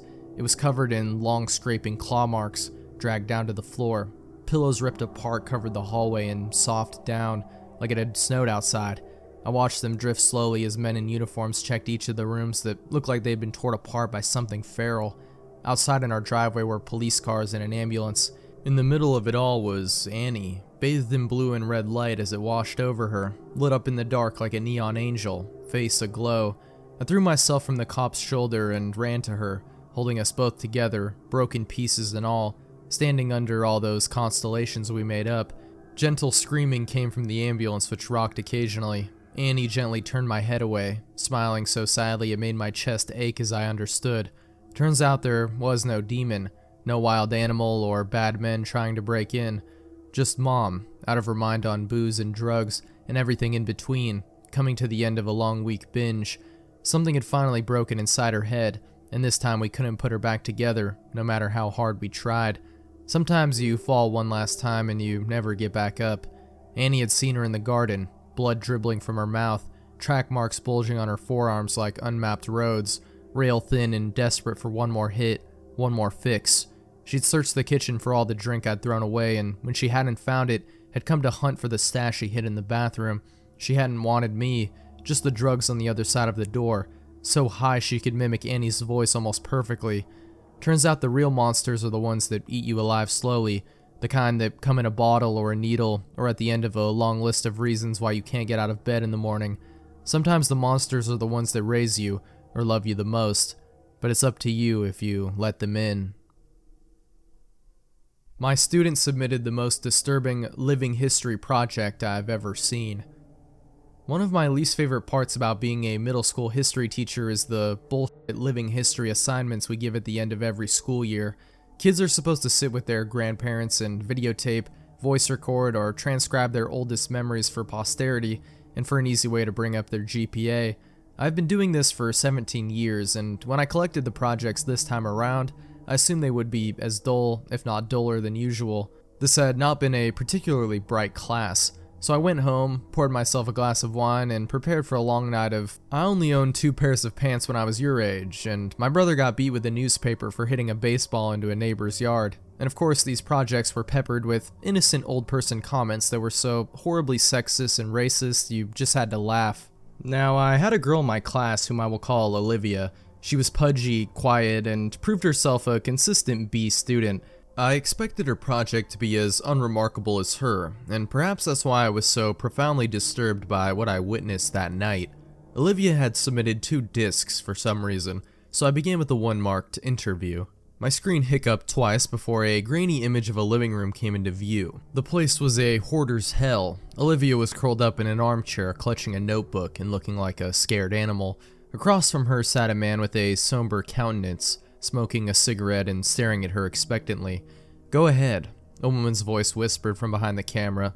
Olivia's owlish eyes flashed towards the screen, then back to the man. "I'm here with my great-uncle Stephen," she began almost inaudibly. "He is going to tell us about his oldest memories from being in the army." Great Uncle Stephen looked like he'd rather be in a goddamn trench at the moment, but he waited patiently for the questions to begin. Not surprisingly, Olivia read verbatim from the suggested questions sheet I had handed out to the students. He answered her curtly. Once or twice I heard her mother whisper, "Speak up, Olivia," from behind the camera. Typical boring shit. So I was intrigued when Olivia set down the notebook and asked, "Did you like being in the army?" That was totally off script. Great Uncle Stephen emitted a chain smoker's wheeze. "Nope. Glad to get out of my town, though." "Where did you go?" "Balkans." "Uh-huh," she said. I doubted she knew what the Balkans were, and my suspicion was confirmed when she asked, "Was Bacchus very different from here?" "Yes." Mom cleared her throat from behind the camera, perhaps encouraging Great Uncle Stephen to be a little more forthcoming, but Olivia seemed genuinely interested. "Uncle Stephen," she asked, "what is your very worst memory from the army?" The old man crushed his cigarette in the ashtray and then slowly lifted himself out of his chair. "I'll be back," he mumbled. The camera cut off. When the screen flashed back on, everything was the same, except Great Uncle Stephen had several pieces of paper in plastic sleeves laid atop all the crap sitting on his coffee table. One he held in his hand. "I was a kid when I enlisted," he said, looking at Olivia. "Your brother's age," he told her. Olivia nodded. "I never saw combat. Both of my deployments were to cities in Eastern Europe that had been destroyed by civil wars. Everything was a mess. I felt like a janitor for fuck's sake." "Ahem," Mom coughed. Great Uncle Stephen sighed and looked at his paper. "My unit was assigned to a school that had been obliterated by all the violence. Broken windows, caved-in rooms, and for some reason the part that got to me most was that the school had been like this for years before we got there. No one had lifted a finger to fix it. I saw kids walk by it on their way to go beg for money or whatever shit they did." The camera dipped towards the floor as I heard Mom whisper harshly at Great Uncle Stephen. I couldn't make out what she was saying, but it wasn't hard to imagine. "Do you want to hear this goddamn story or not?" I heard him bark in response. "Then you better let me tell it how I want." "Mom," Olivia chimed, "please stop interrupting us. Are you presenting this in front of the class?" "No, Mom, we're just handing it to the teacher. I'm sure he's heard the word before." Great Uncle Stephen contributed helpfully. I wasn't a he, as a matter of fact, but other than that, the statement was accurate. The camera was lifted, and after a couple of blurry focused adjustments, the shot was the same as before. Talking too much anyway," he grumbled. He lifted the piece of paper in his hand close to his face. "In the basement I found this letter. I didn't know what it said, but I had a buddy of mine translate it, so I'm going to read it now, and then I'll tell you what I saw in that basement." A chill ran down my spine. Mom zoomed into Great Uncle Stephen and his letter. His palsied hands trembled as he held up the paper. This is what he read. "Dear Sir, I never loved my country. So many of these skirmishes are born from patriotism, a power struggle for the shards of a once great empire, but I do not care what name my home has on a map. This fighting is senseless, and I stay as far away from it as I can. It was not these attacks and disorganized violence that took the lives of my wife and child. It was illness. Mercifully, it happened quickly for the baby. Nadja suffered for longer. I watched in horror, knowing I could do nothing for them. My only solace is that I was there for them every step of the way. I stopped going to work one day, and no one came after me. I doubt they noticed I was gone. Since the school was simply across a field, visible from my window, it would have been easy to go for a few hours each day and come home quickly to care for them. But what was the point? All I did was clean floors. I was as useless to the world as I was to my family. I tried to take Nadja to a hospital, but the journey was too long and taxing. I brought her home, and she died that night. After Nadja and the baby were gone, well, I don't remember much. I didn't leave my hovel, barely ate and slept. Thought many times of taking my own life. Tempting though it was, I felt paralyzed by my own helplessness. The one thing that kept me sane was my radio. I never turned it off once, even though I didn't listen to the words being said. In fact, the channel I got the clearest was in English, I think, which I don't speak a lick of. But the voices, the music, and the true knowledge that life existed beyond this violent city sustained me. I have no idea how long passed before I saw the light of day again. I was dizzy from hunger, so finding food was my priority. My radio came with me, of course. Since I first holed myself up, it has gone everywhere with me. It talks to me as I sleep and as I wake. I don't know what it's saying, but I know I would die without it. Once I had some water and food, it occurred to me that the only thing left to do was go back to work, so I did. The following morning, I simply returned to the school where I was a janitor and got back to work. Nobody made a big deal out of it. Like I said, Nadja had been sick for a long time, and those who worked at the school knew it. I appreciate that no one had pestered me to come back to work during the hardest days of my life. The teachers never said much to me, but we smiled at each other in the halls, and that mutual respect was perhaps the reason I decided to come back at all. The place had gone to the dogs without me, so I simply grabbed my broom and rags from my closet and set to cleaning. Everyone is grateful to have me back, I know, and the best part is that nobody minds my radio. I bring it with me everywhere and keep the volume low enough not to disrupt the students. No one has ever complained. In fact, I suspect they like it. The schoolhouse is not very big, but does require a lot of maintenance. The floors are always sticky and stained, so I spend most of my time mopping. Kids make messes. I guess that's why I'm still in business. Sometimes I have to move things around to make sure I get every spot on the floor beautiful and clean, but I take pride in that. And the repairs. The school always needs tune-ups here and there, and I'm happy to help. Some days I'm reconstructing a desk that broke as I whistle along with the radio. Other times I handle more serious structural issues. Days when I have to work like this, I feel truly instrumental, like a cog in a larger machine. How could this school survive without me? It took me a long time, but I once again feel that I have a purpose. There is a larder behind the school that is full of preserved food. In lieu of payment, I am allowed to take as much food as I need. That arrangement is fine. What would I do with money anyway? I used to bring the food back to my home, just one field away from the school, but when I started sleeping in the basement, no one seemed to notice. The school is special to me and I cannot leave it unguarded. When I am besieged with memories of my wife and baby, I turn up the volume on the radio to drown out such thoughts. It works for me every time, except this morning, because this morning I woke up to dead silence. I frantically examined the radio to see what had happened. I honestly cannot tell you how many days in a row I've been using it. Did it simply live out its life and die naturally? I've spent the entire day trying to fix it. Most of this time I've been crying. I'm losing my mind without it. I've given myself until sundown. If I cannot fix it by then, I'm going to take my own life. I'm writing this because the sunlight is starting to die and I know what my fate shall be. I've thought about taking one last walk through the halls of my school, saying goodbye to the students and teachers. I know I will be missed, but I cannot bring myself to leave this room. I cannot go anywhere knowing that my radio is dead in here. There are no more tears in me. It feels now like I can't catch my breath. I vomited what little food I had in my stomach and I'm growing dizzy again, like I did after Nadja died. I am not long for this world. But before I take my life, I have closed the door to this room and stuck a chair beneath the handle. It is the only room in the basement and has a small casement that lets in just enough light for me to see what I'm doing. If anyone is kind enough to come looking for me, they should not be met with this gruesome sight. Perhaps they will see the doors blocked, smell my rotting body, and simply forget I ever existed. But I've placed both my radio and this note outside the door. Kind sir, if you're reading this, I have one humble request. Please fix it. Save my radio. It did not deserve to die in its sleep, and I am ashamed that I cannot revive it. Now I am ready to join Nadja and little Ludmila in heaven. I hope this school can find another janitor who loves and cares for it the way I do. The hour is now. Do not forget my radio. Stanislav. When Mom zoomed back out, Olivia had tears in her eyes. Thank you for sharing, Uncle Stephen, Mom said, her voice choked. I think we have enough. Wait, Olivia chirped. He said there's more. What did you find? Before Great Uncle Stephen could open his mouth, the image disappeared. My jaw dropped. Was that it? What did Great Uncle Stephen see? I promptly remembered there was a second disc. This one was unmarked, but I hoped it contained the rest of the interview.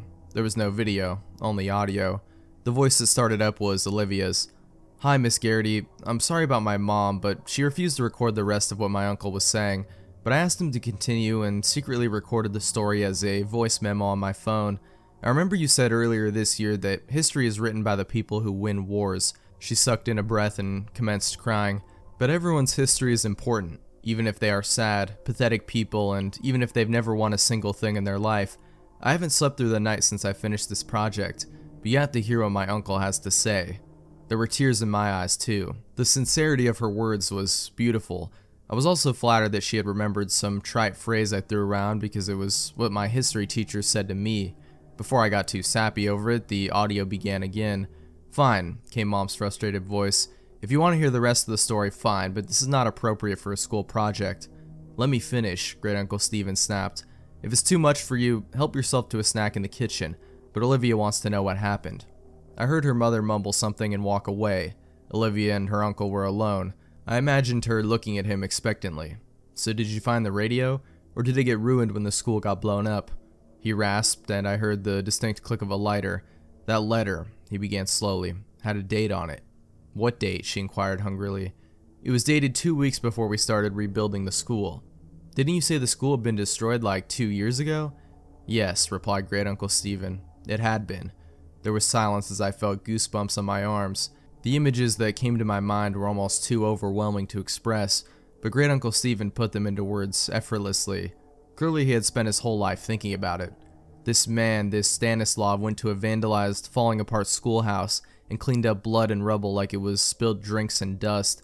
He smiled at dead bodies in the hallway and believed they were smiling back at him because they liked his radio. He moved around corpses so he could sweep the ground under them. The roof was half collapsed, so when it rained, he must have got soaking wet, but was so oblivious that he didn't even feel a thing. I could hear Olivia crying steadily. I found the larder he was talking about. It was all pickled, preserved food that probably tasted like shit. Most of the stuff was moldy. Did you see the dead body?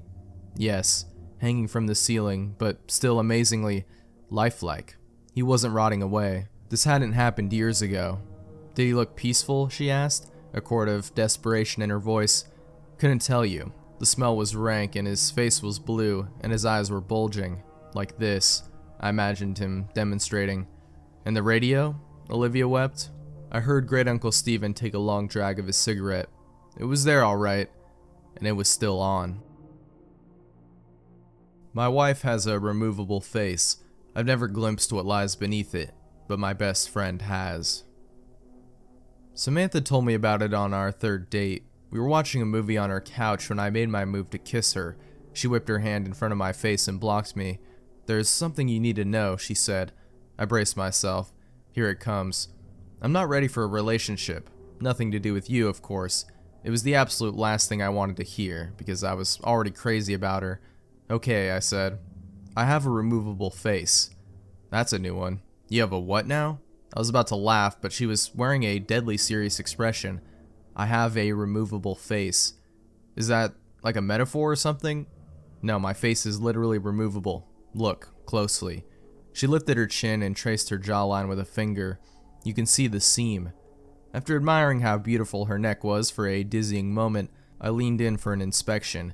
It was very hard to see, but it did look like there was a slightly unnatural transition there from her face to her throat.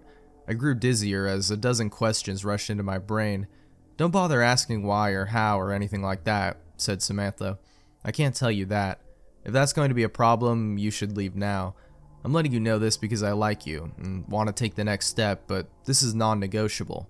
Okay, I said, unsure of what was happening. Not a problem. So what? You have a removable face. Who cares? It looks good. There's something else. Once a day, usually in the evening, I have to remove the face and disinfect the inside of it. If I don't, it will rot. This takes about an hour, give or take, depending on how my day went. During this time, you must never, ever look at my real face. Never. Do you understand? Yes, got it. Don't ask about it. Don't look at your real face. Samantha stood up. Now I'm going to go into the bathroom and clean my face. That will give you plenty of time to think about what I've told you. If you're here when I'm done, that's great. I would like that. But if you're gone, I'll understand. She turned and walked into her bedroom. I sat in stunned silence as I heard the bathroom door close. I gave the thing some serious thought. It was possible that it was a joke of some kind. It was possible that it was a delusion. Was it possible that it was true? Well, it was certainly possible to transform an actor's face with movie makeup, so I supposed it was possible that Samantha wore a removable face every day. Maybe she had a horrible accident where her flesh had been mangled. Maybe her face had been melted by acid, or burned by fire, or the skin shorn off by heavy machinery. If it had, I would never know, because she would never tell me, and I would never see it. I pictured a face of raw, naked muscle rotting away. Could I kiss her if that was what I was kissing? But wasn't that what we all were, under the skin? Just muscle and bone and blood and squishy organs? I paced around the living room, running my hand through my hair. I liked Samantha a lot. She was smart and funny and beautiful, but was that beauty real? Did it count? Did it matter if it was real or not? Was I being superficial even worrying about it? When she came out of the bathroom, I was still there. I looked at her face. She smiled, and I was in love. We dated, we moved in together, we decided to get married. For the most part, it was a completely normal relationship, typical of two young people in love, building a life together. During the day, it was easy to forget about the face altogether. It looked natural enough, and only in certain positions, in certain lights, was there ever any indication that it wasn't natural. But every night was the same. Samantha would close herself in the bathroom, sometimes for an hour, sometimes for 2, and clean the inside of her face. The curiosity never left me. I would sit there and wonder what was under that face. I came so close to barging in on her a few times, but I never did. I did occasionally ask her about it, about what, if anything, had happened, about how it was possible to make the removable face look so real, about what it really looked like underneath. I tried to coax her into showing me, assuring her that I loved her no matter what, and didn't give a damn what her real face looked like. I was just curious, that's all. She never showed me or told me the story behind it. She didn't get upset at me unless I was really badgering her. She'd just shrug and say, "You know you can't see it. You know I can't tell you about it." I never told anybody about Samantha's removable face. It's not that she asked me not to, I just didn't think it was anyone's business. Except once. I did tell somebody. It was during my bachelor's party. We had rented several cabins in Big Sur and spent the night drinking and packing our noses with powders that we shouldn't have been packing our noses with. Everyone else had passed out, and the sun was creeping up behind us as I stood on the majestic cliffs with my friend Chris, looking down on the Pacific waves crashing against the rocks. Chris was my best friend, as close to a brother as I'd known. We'd grown up together and visited each other at college often, and spent the summers together. After college, we'd moved to different cities, but we stayed in close contact. Standing there on the cliffs, I told Chris about Samantha's removable face. At first, he thought I was joking. He had 1,000 questions, most of which I couldn't answer. What's underneath? I don't know, man. I don't know. Doesn't that drive you crazy? Not knowing? I shrugged. Lots of stuff I don't know. Don't know how to do calculus, and I don't know what happens when we die. But dude, she's about to be your wife, and you don't even know what she looks like? I mean, I'd have to take a look. Like, you could set up a camera in the bathroom. That's where she does it, right? Set up a camera and have a look, and then you'll know. I sighed. Yeah, it drives me crazy. I've asked her 1,000,000 times, but she told me I could never look. Gotta respect that, man. Even if I don't like it, that's love. Chris laughed. You telling me to respect a woman? Up is down now. Then we fell back into talking about old times as a new day dawned. Chris was in town for business last week and planned on spending the weekend at our house. The conversation at Big Sur happened 4 years ago, and we hadn't spoken about Samantha's removable face since, despite keeping in close contact and seeing each other as often as two people transforming into adults in different parts of the country can. It happened on Saturday evening. We were lounging lazily in the backyard, deep into the beer, having just finished with some grilled steaks when I got a text from work. God, I groaned. I have to make a work call. Seriously, said Samantha, raising an artificial eyebrow. On a Saturday night? My biggest client, baby. Sorry. It is what it is, I guess, said my wife. I'm going to head inside and get cleaned up. Chris, are you okay just hanging out for a bit? Chris smiled. I'll be fine. Got my beer, got some weeds to pull in your garden. God knows your lazy-ass husband isn't going to do it. Those tomatoes are choking to death. It's a tragedy. I rolled my eyes and went into the side yard to make the call. 15 minutes into it, I heard the screams coming from inside. Both my best friend and my wife were wailing in terror. I dropped the phone and ran into the house and down the hall to our bedroom. Through the open door, I could see that the door to the master bedroom was also standing open. Don't come in, screamed Samantha. I don't have my face on. Call an ambulance. He looked. Oh God, he looked. She sounded desperate and truly horrified. That made me desperate and horrified, and I wanted to rush into the bathroom, but I knew suddenly that that would be a mistake. I knew suddenly that Samantha didn't want me to look at her real face, not out of a sense of vanity, but for my own safety. Chris staggered backwards out of the bathroom. He was holding a straightened out paperclip which he had used to pick the privacy lock. Now he was stabbing it again and again into his eyes, shouting gibberish. He was clearly in the depths of madness, and it turned my stomach to see him mutilate himself. Call a fucking ambulance, my wife screamed. Don't come in here. He fucking looked. I turned and ran back to the side yard, where my phone was laying in the newly mowed grass. My client was still on the line, alarmed, asking what was happening, what all the screaming was. I hung up on him and called 911. When the paramedics arrived, Chris was having a seizure in the hallway. Samantha was stroking his head, sobbing. Her face was on, but it had been done hastily, and everything looked a little off. My world has been dark this past week. My best friend is in a psychiatric hospital under suicide watch. He's completely blind and mostly catatonic, except when he slips into a violent, babbling mania. The doctors are optimistic that his state is temporary, but they don't know the truth about what had caused it, because I had told the paramedics that Chris had taken a large dose of psychedelic mushrooms and fallen into psychosis. I saw no good reason to tell the truth about what had happened. Who would believe that one look at my wife's real face would make somebody insane? At best, we would be the subjects of a long investigation. At worst, we would have to prove that what we were saying was true by showing somebody Samantha's face. Then the same thing would happen again, and what after that? I had no idea and no interest in finding out. For Samantha's part, I knew that she would never consent to show anybody her real face, no matter what the consequences of refusal were. I did get a follow-up call from the police, asking me to confirm my story. The hospital found no traces of psilocybin in Chris's blood, though that's not unheard of since it has a short half-life.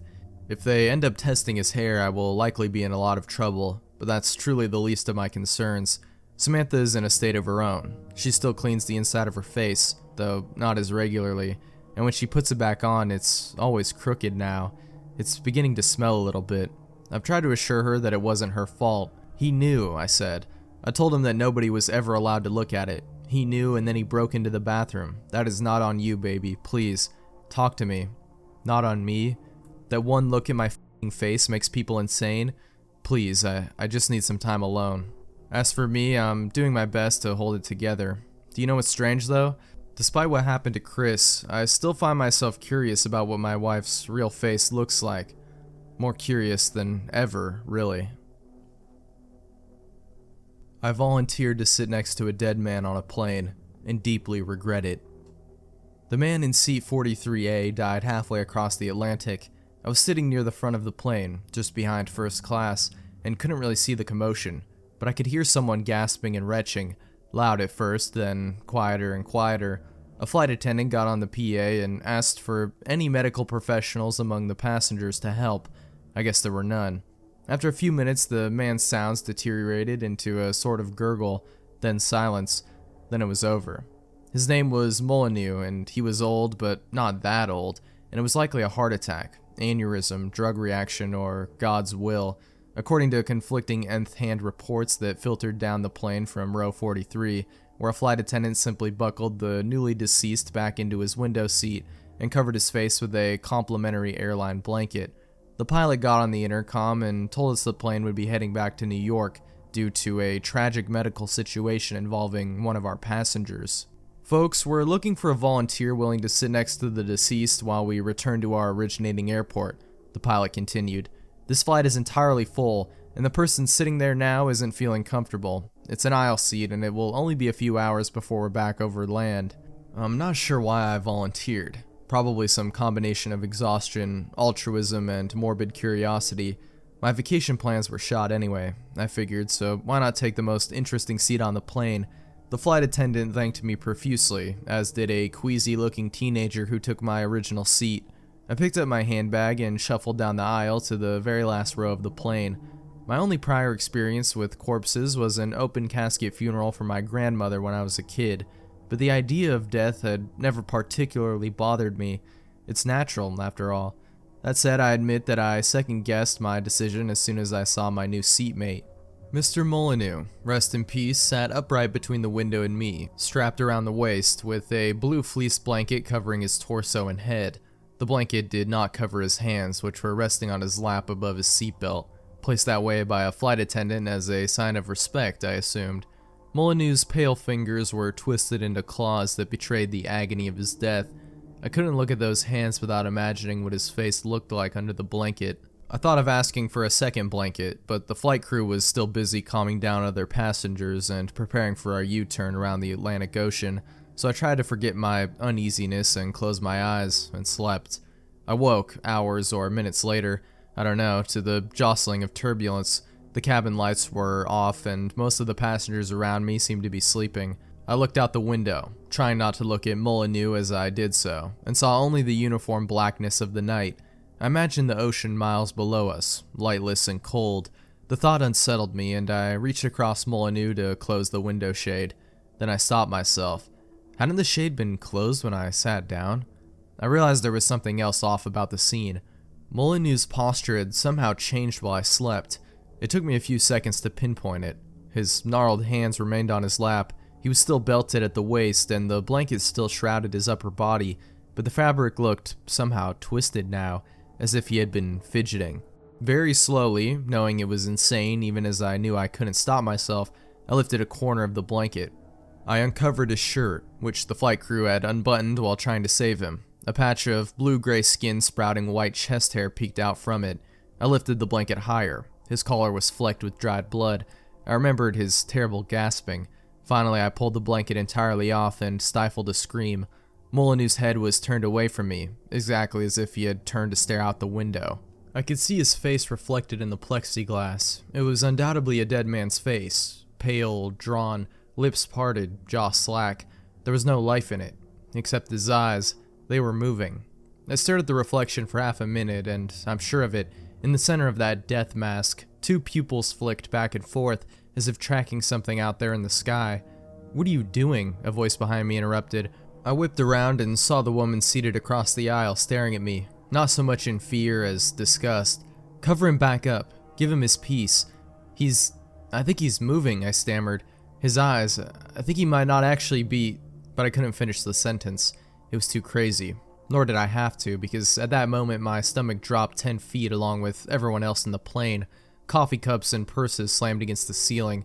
A man near the first-class section nearly tumbled out of his seat. I heard call lights going off all over the plane as passengers were jolted awake in panic and confusion. "Passengers, please take your seats. Buckle in and secure any loose items," the pilot said over the PA, sounding shaken himself. "The weather along our flight path is clear, and no planes in the area are reporting turbulence, so I'm not sure what this is, but we should be through it momentarily." Even as he spoke, the mild background shaking I'd felt since waking up became noticeably more violent. The woman across the aisle began fumbling for her seatbelt, no longer paying any attention to me or Molyneux. I forced myself to look at him again. The jolt must have caused him to pitch forward at the waist, his head colliding with the seat in front of him, but Molyneux's face was still turned toward the window, his neck twisted at such a sharp angle that I worried it might have snapped. I looked at his hands again, and the pallor of his skin. 3 flight attendants and a dozen passengers had witnessed this man's death, and I could not rationally imagine they were mistaken. And yet, in the reflection of the window, his eyes left to right. I had heard that strange reflexes sometimes kick in after death. Limbs flailing, headless chickens running, nerves clearing out the last backlog of instructions from the brain. But the eyes? I had never heard of that. I made myself look past that unsettling reflection at the sky itself.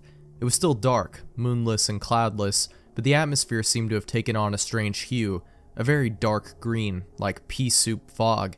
I thought I could see vague shapes swirling around in the murk, though it might have been an optical illusion. I recoiled. I desperately wanted to be anywhere else right then, but the rest of the cabin was approaching a state of pandemonium. Flight attendants were hurrying up and down the aisles, attending to spills and bruises, even as they tripped and staggered. The entire plane was shuddering like a barrel going down the rapids. A series of jolts sent Molyneux's upper body swinging back and forth like an upside-down pendulum. He was thrown backward into his seat, then sideways into me, a horrible feeling I will never forget, and then the opposite way, his face slamming directly into the window, where it came to rest. That was enough for me. I unbuckled, leapt out of my seat, and locked myself in the bathroom directly behind me. I would cower on the toilet for the rest of this hellish flight, rather than spend another minute sitting with Mr. Molyneux. This plan worked for a half hour or so.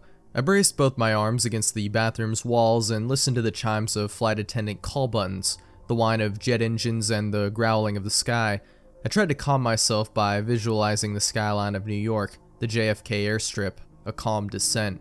But then I imagined Molyneux's window, his face mashed up against the glass like a little boy's, his dead eyes searching the night.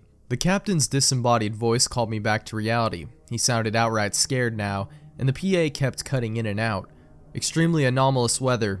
Need everyone in their seats in the emergency position. Immediately. If we depressurize..." The turbulence stopped for 4 or 5 seconds, and then suddenly it felt like I was inside a washing machine. I bounced against the walls of the bathroom, landed on the floor, and could barely manage to get the door open and crawl on all fours into the aisle. All 3 flight attendants were down, sprawled on backs and bellies between the seats. Some of the overhead luggage bins had burst open and spewed baggage out. Many of the passengers were weeping, a few prayed, and through it all the plane would not stop shaking. I heard a series of small bangs above my head and felt something wet on my cheek. Every single soda can in the galley had exploded. I climbed into my seat and belted myself in, having briefly forgotten about Molyneux in my terror. Thwack, thwack. But he was still in his seat, of course, whipping back and forth like a flagpole in a hurricane, headbutting the window so hard that I could see the plexiglass balloon outwards and rebound each time. Thwack. I became worried he'd crack the window, though that's supposed to be impossible, so I overcame my revulsion and grabbed his shoulders, but I couldn't restrain him. Again and again his head hit the window. I began to fear that it was not simply the motion of the plane that compelled him. Thwack, thwack, thwack. No one else on the plane was watching this. Some of the passengers had rallied and were trying to pull the injured flight attendants out of the aisle. Others were whispering goodbye messages into their phones. Thwack, thwack, curr. I heard something crack beside me and hoped desperately it was Molyneux's skull and not the window. Outside, I could see that the green fog was alive and swirling, amorphous shapes. Thwack, curr, crackoom, crackoom. Another explosion. Not pop cans this time, but pressurized oxygen escaping into the sky. Molyneux had managed to smash out both window panes in one final blow. Now his mangled head was hanging outside the plane, and the rest of his body was straining to follow it, restrained only by his seatbelt and the width of his shoulders. An alarm went off in the cabin, and a jungle of oxygen masks fell from the ceilings. I put mine on at once, but heard other people screaming. Some passengers were trying desperately to get masks on the unconscious aircrew, but the plane was shaking more violently than ever, and loose debris was flying up the aisles toward my row, toward the hole a dead man had made in the plane. "Cabin breach," said the pilot. "Limited backup oxygen, so I'm trying to descend to a safe altitude, but hard to do that in this storm, or whatever it is. God be with us." Once I was sure that I could breathe and was no longer in danger of being sucked out myself, I took one last look at Molyneux. His head might have torn clean off outside the window for all I could see of it past the rest of his body. I pictured those eyes again, which had seen something in the sky that we had not seen, could not see, even as it now threatened to shake the plane apart. There was some connection between these events that I might never understand, but even without understanding, I could make the last move available to me. I reached over Molyneux's lap, lifted one of those cold, clawed hands, and unclasped his seatbelt.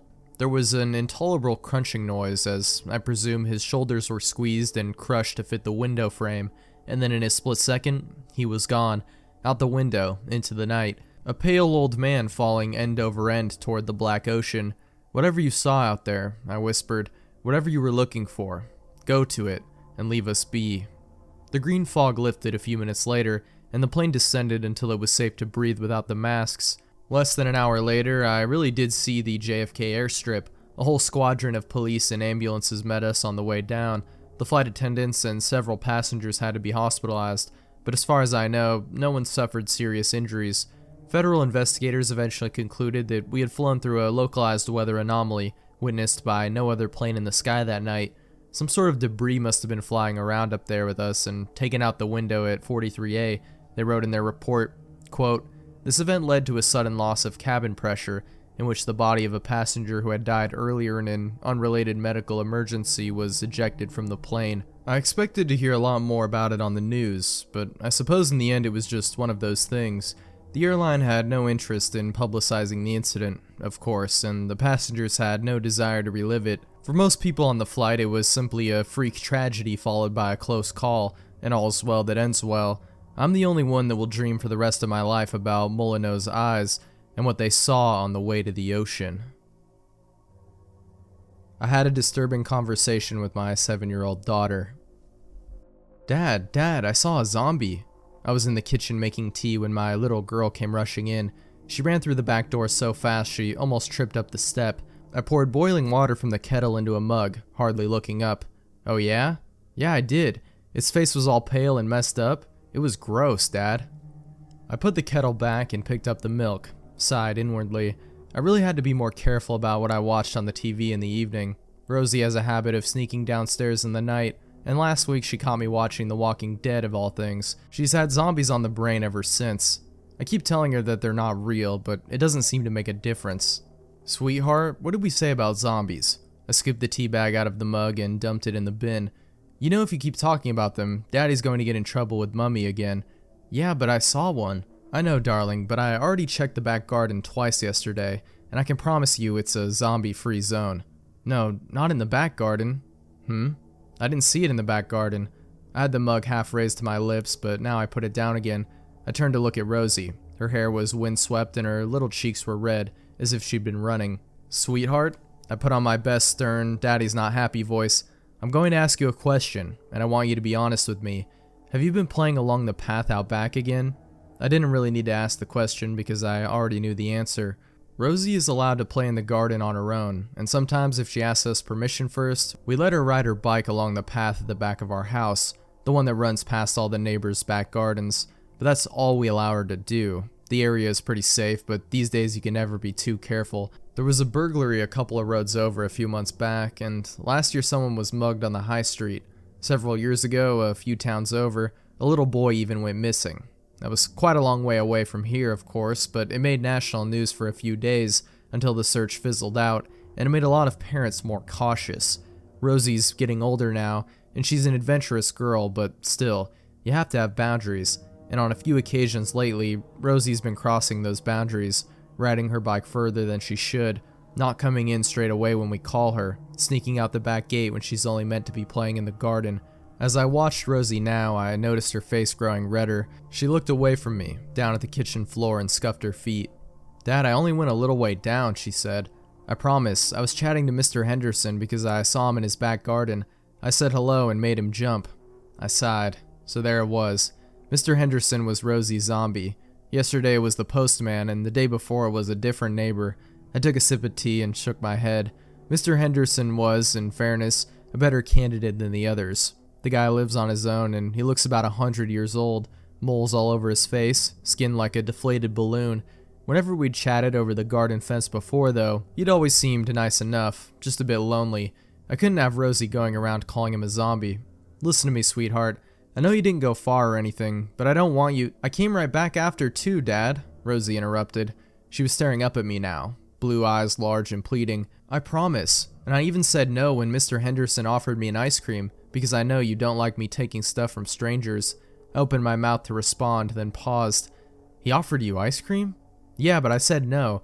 Mr. Henderson really wanted me to come in and have one, but I told him I had to get home, and then I came straight back here to tell you I'd seen a zombie, and I— Rosie was babbling now, her voice whirring like a motor.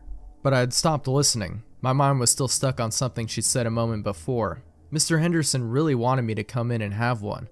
I took another sip of tea and frowned. That wasn't good. I didn't mind the neighbors chatting to my little girl, but I didn't like the thought of them inviting her in, not without us there, not even if they were just kind, lonely old men. I made up my mind to go round and visit Mr. Henderson later, and to tell him that myself. Kindly, of course, but firmly. In the end, though, I didn't get a chance, because a few moments after I'd had that thought, Rosie said something else, something that pushed everything else from my mind, and ended any idea I might have had about going over to Mr. Henderson's house. She said something that made me feel cold. Daddy, please don't stop me playing in the garden. I promise I won't sneak out again. I don't want the zombie to get me. Rosie, I'm not going to stop you playing in the garden, but you have to make me a couple of promises too. First, promise me you'll stop going around calling people zombies. Mr. Henderson may be old, but he's not one of the living dead. Rosie frowned. I didn't. What do you mean you didn't? You just ran in here a moment ago calling him one. No, I didn't. Mr. Henderson's not a zombie. I saw the zombie in his house, but it wasn't him. I frowned. I had the mug raised to my lips to take another sip of tea, but now I put it down again. What do you mean, sweetheart? You saw someone else in his house? Yeah, the zombie, Dad. I could see it pressed against his little basement window while I was talking to him. Cold fingers ran up my spine. What? Yeah, it was really scary. Its face was all bashed up and bloody, and its mouth was open, like it was screaming at me. But do you know what confused me most, Dad? I tried to keep my voice steady. What? Well, I didn't realize kids could be zombies too. I thought it was only grown-ups, but I guess I must have been wrong, because the one in Mr. Henderson's basement looked just like a little boy. A package marked "Return to Sender." My neighbor is one of those annoying wannabe YouTube personalities. Over the years, I've seen him cough out cinnamon, lay flat on the hood of his car as it slowly creeps down the driveway, and doused himself in lukewarm water, all the while screaming epic win, epic fail, or epic maintenance of the status quo for all I know. It can get tiring to watch him go about his shenanigans in the pursuit of viral fame, so when he knocked on my door the other day, told me he was going away for a few weeks, and asked that I get his mail, honestly it was a relief. I can't explain the peace of mind I had knowing I didn't have to brace myself for any of his stupidity for a while. I was always afraid his stunts would end up bleeding over into my life. Things were pretty normal for the first couple of days. He received a few bills, a bit of spam, and what I could only assume was a birthday card. Then, one evening I got home to find a cardboard box waiting on his front porch. In big red letters was written, "Return to sender." I'm no small fry, but I admit I had trouble lifting the box on my own. It was really freaking heavy. Lugging it across the road to my house was even harder, and I quickly realized there was no way I was going to drag it up the stairs and through my front door. I decided I'd leave his package in my garage. It wasn't like I kept my car in there. The garage door was a piece of shit that refused to open without a good tug and a whack. It was less trouble just leaving the car in the driveway than it was to fight with the garage door every morning and night. In hindsight, I would have set the package down while I struggled to open the tricky door, but you know how it is when you've got a good grip on something. No point in setting it down if you don't have to. It was as I kicked the door for a third time that I lost my grip on the package, and it fell to the ground. I heard a light crack inside. Shit, I cursed.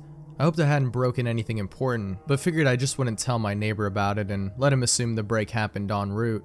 Hands free, I finally managed to get the garage door unstuck, and boy did it screech in protest as it rolled up and over me. I dragged the box the rest of the way, setting it in the corner for whenever my neighbor would come back to claim it, and then I forgot all about it, until a few days passed, that is. I'm not exactly sure how long it took for the smell to waft in from the crack under the garage-to-house door, but it came in slow progression. It was a sickly sweet odor similar to a skunk, and for the first few days after I smelled it, I genuinely assumed that's exactly what it was, roadkill that had left its mark on my house. It was only when I realized the scent was growing more intense instead of fading that I went looking for a source. That's when I opened the garage door, and that's when the odor knocked me back, holding my nose. The culprit wasn't hard to identify. The only change in my garage was the box in the corner. I remember thinking it must have been one of those meat of the month subscription boxes. The meat must have gone rancid from being left out of the fridge for so long. How much meat could have been in there for the box to have been so large and heavy? An entire freaking cow? I covered my nose as I approached the box, a pair of scissors in my hands. I probably wouldn't have needed them to open it, as it had become soggy enough at the bottom to poke through it with a finger, but I wasn't about to poke my finger into spoiled meat juices. That soggy bottom was the reason I had to open the box in the first place. If I tried to drag it out whole, everything would spill onto the floor. I was going to have to dump the pieces of meat one garbage bag at a time and take them down to the dumpster, a process I wasn't looking forward to. My scissors tore the tape along the top of the cardboard box. I thought the smell couldn't get any worse, but as soon as I flipped the flaps open, I discovered a whole new gamut of stink. It was like opening a burning oven, but instead of a heat wave, I was met with waves of piss, sweat, shit, and putrefaction. It was so bad that I staggered back and had to force down the puke begging to guzzle out of me. I don't think I could have handled the scent mingling with the horrors coming out of the box. I'm not ashamed to admit I ran out the door for a breath of fresh air, but in that short time I'd spent in the garage, the smell had become so ingrained in the fabric of my clothes that it clung to me like a shadow. Nothing I tried could keep the smell out of my nostrils. Not air fresheners, not a face mask, not 3 showers and a change of clothes. Every second that box lay open in my garage was another second the smell was allowed a foothold into my home. I had to bite the bullet. I returned to the garage, the flaps of the box still open as though inviting me to look. I was prepared, a clothespin pinning my nostrils shut, a garage bag in one hand, the strongest cleaner I could find in the other, and long rubber gloves to keep my hands from having to touch what was inside. But as it turns out, I needed none of those things. I wouldn't have to touch or clean the contents of the box. I would only have to suffer the nightmares every night.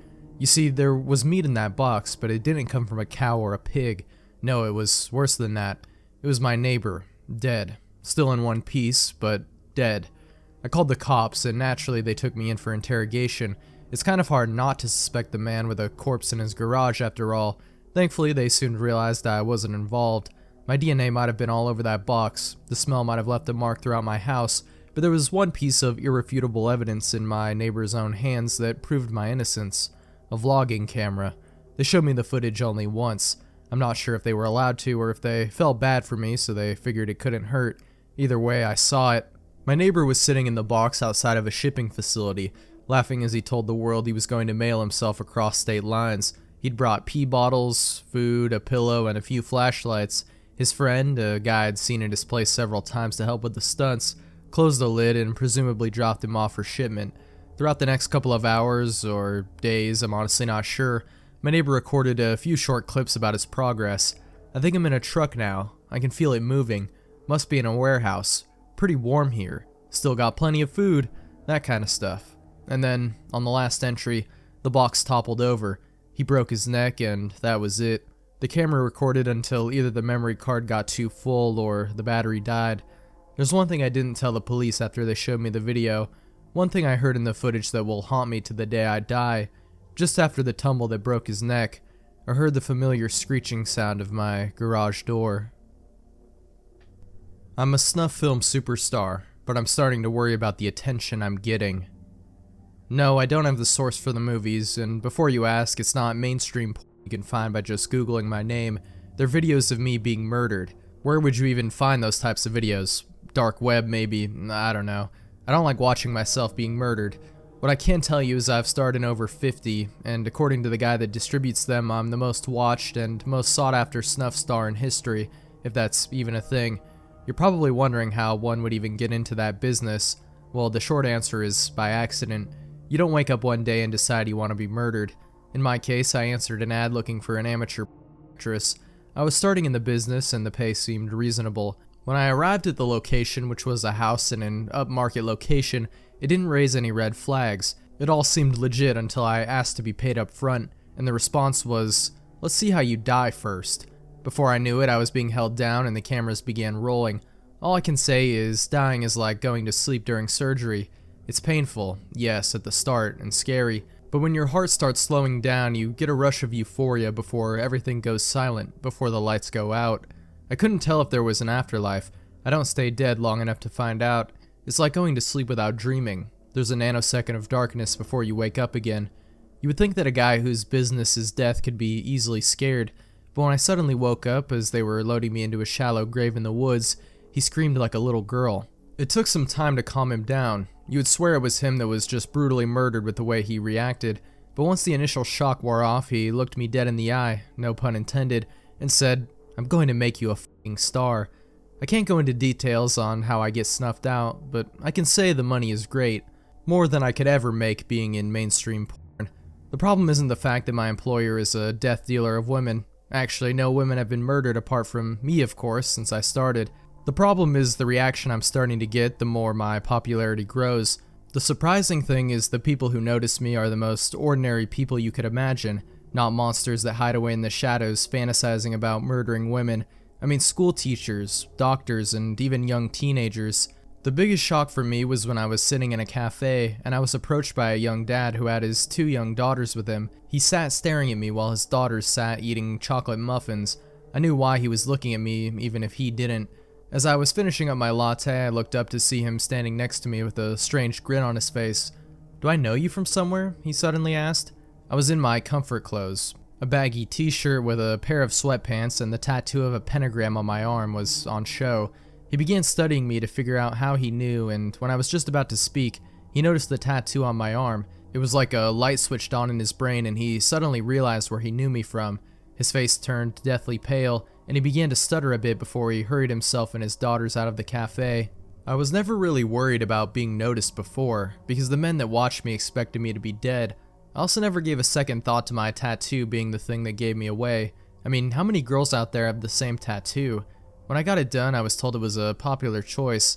That all changed when I got a phone call from my mother. My poor mother had no clue about the type of business I was in.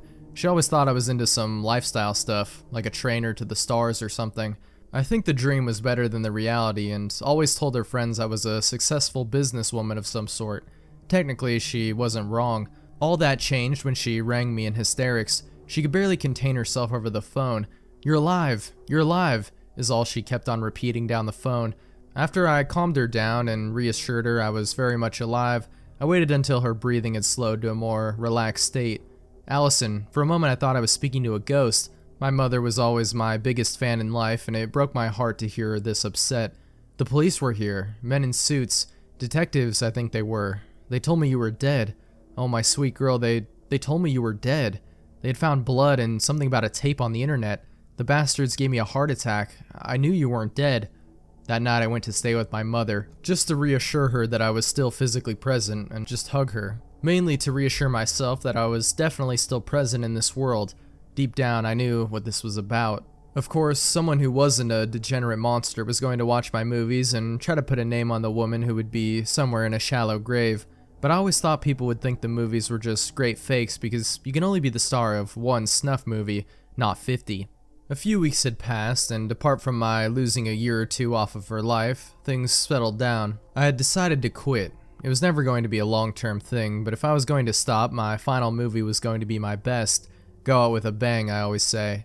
It was the day of the shoot, and on my way to the location, I couldn't escape the feeling I was being watched. I put it down to my nerves because I was going to die in the most brutal way possible. It was going to be so bad no one was ever going to think it was faked, and the fact that it was going to be the last video of me made it sound all the more believable. I knew it was going to be painful, but the pain never lasted, and all I was thinking was it was going to be a spectacular death, and it was. But as the euphoria swept over me and I began to slip into the darkness, I watched as men in SWAT gear burst into the room, followed by men in suits. As always, I came back to life with a gasp of air, like a baby taking its first breath after being expelled from the womb. I was expecting to be in the room where I was murdered, but this time I found myself on a cold metal slab. As I looked around what looked like an operating room, I saw two men in suits. One was smiling, while the other appeared to hand over money from his wallet. "Hi, welcome back. I just bet my colleague $50 that you would come back from the dead," he said as he put the note in his top pocket. "I must say I'm a big fan of your movies. Damsel in the Dungeon is my personal favorite," said the smartly dressed man as he smiled down at me. This was the first time I had ever felt in danger. A sudden panic washed over me as I tried to get up off the table. The two men in suits smiled at each other before handing me a hospital gown. "Where am I?" I asked nervously. "You have nothing to worry about. It's not like we're going to kill you," said one of the men as they burst out laughing. The two men walked me to an interview room and sat me at a table opposite them. "You still haven't told me who you are and my reasons for being here." The two men adjusted themselves into a more serious posture. "Sorry for the confusion. My name is Agent Harris and my colleague here is Agent Butler." I look across at the two young agents sitting across from me as their frozen expressions fixate on me. "Agents? Are you FBI or something?" I asked nervously. One of the agents gave me a disgruntled laugh as if offended. "Close. We're with the CIA. What do you want with me? I didn't know dying was illegal." The two men sat upright as one of them put a picture of a woman in front of me. "We need your help with a delicate situation. It's of the utmost importance to the security of this country." I looked down at the picture of a woman who looked strangely enough like me. Apart from her expensive-looking attire and different colored hair, we had the same facial features and we looked to be the same height. "The woman in this picture is the wife of the Russian Minister of Defense, Sergei Shoigu," said the agent with a sound of urgency in his voice. "What does this have to do with me?" I asked. "She has a lot of secrets that could be very important to us. The problem is her husband isn't a nice man. Fortunately for us, her husband isn't a nice man and treats her like a dog, so she wants a way out of the marriage. But being the man he is, he's not going to let her go so easily.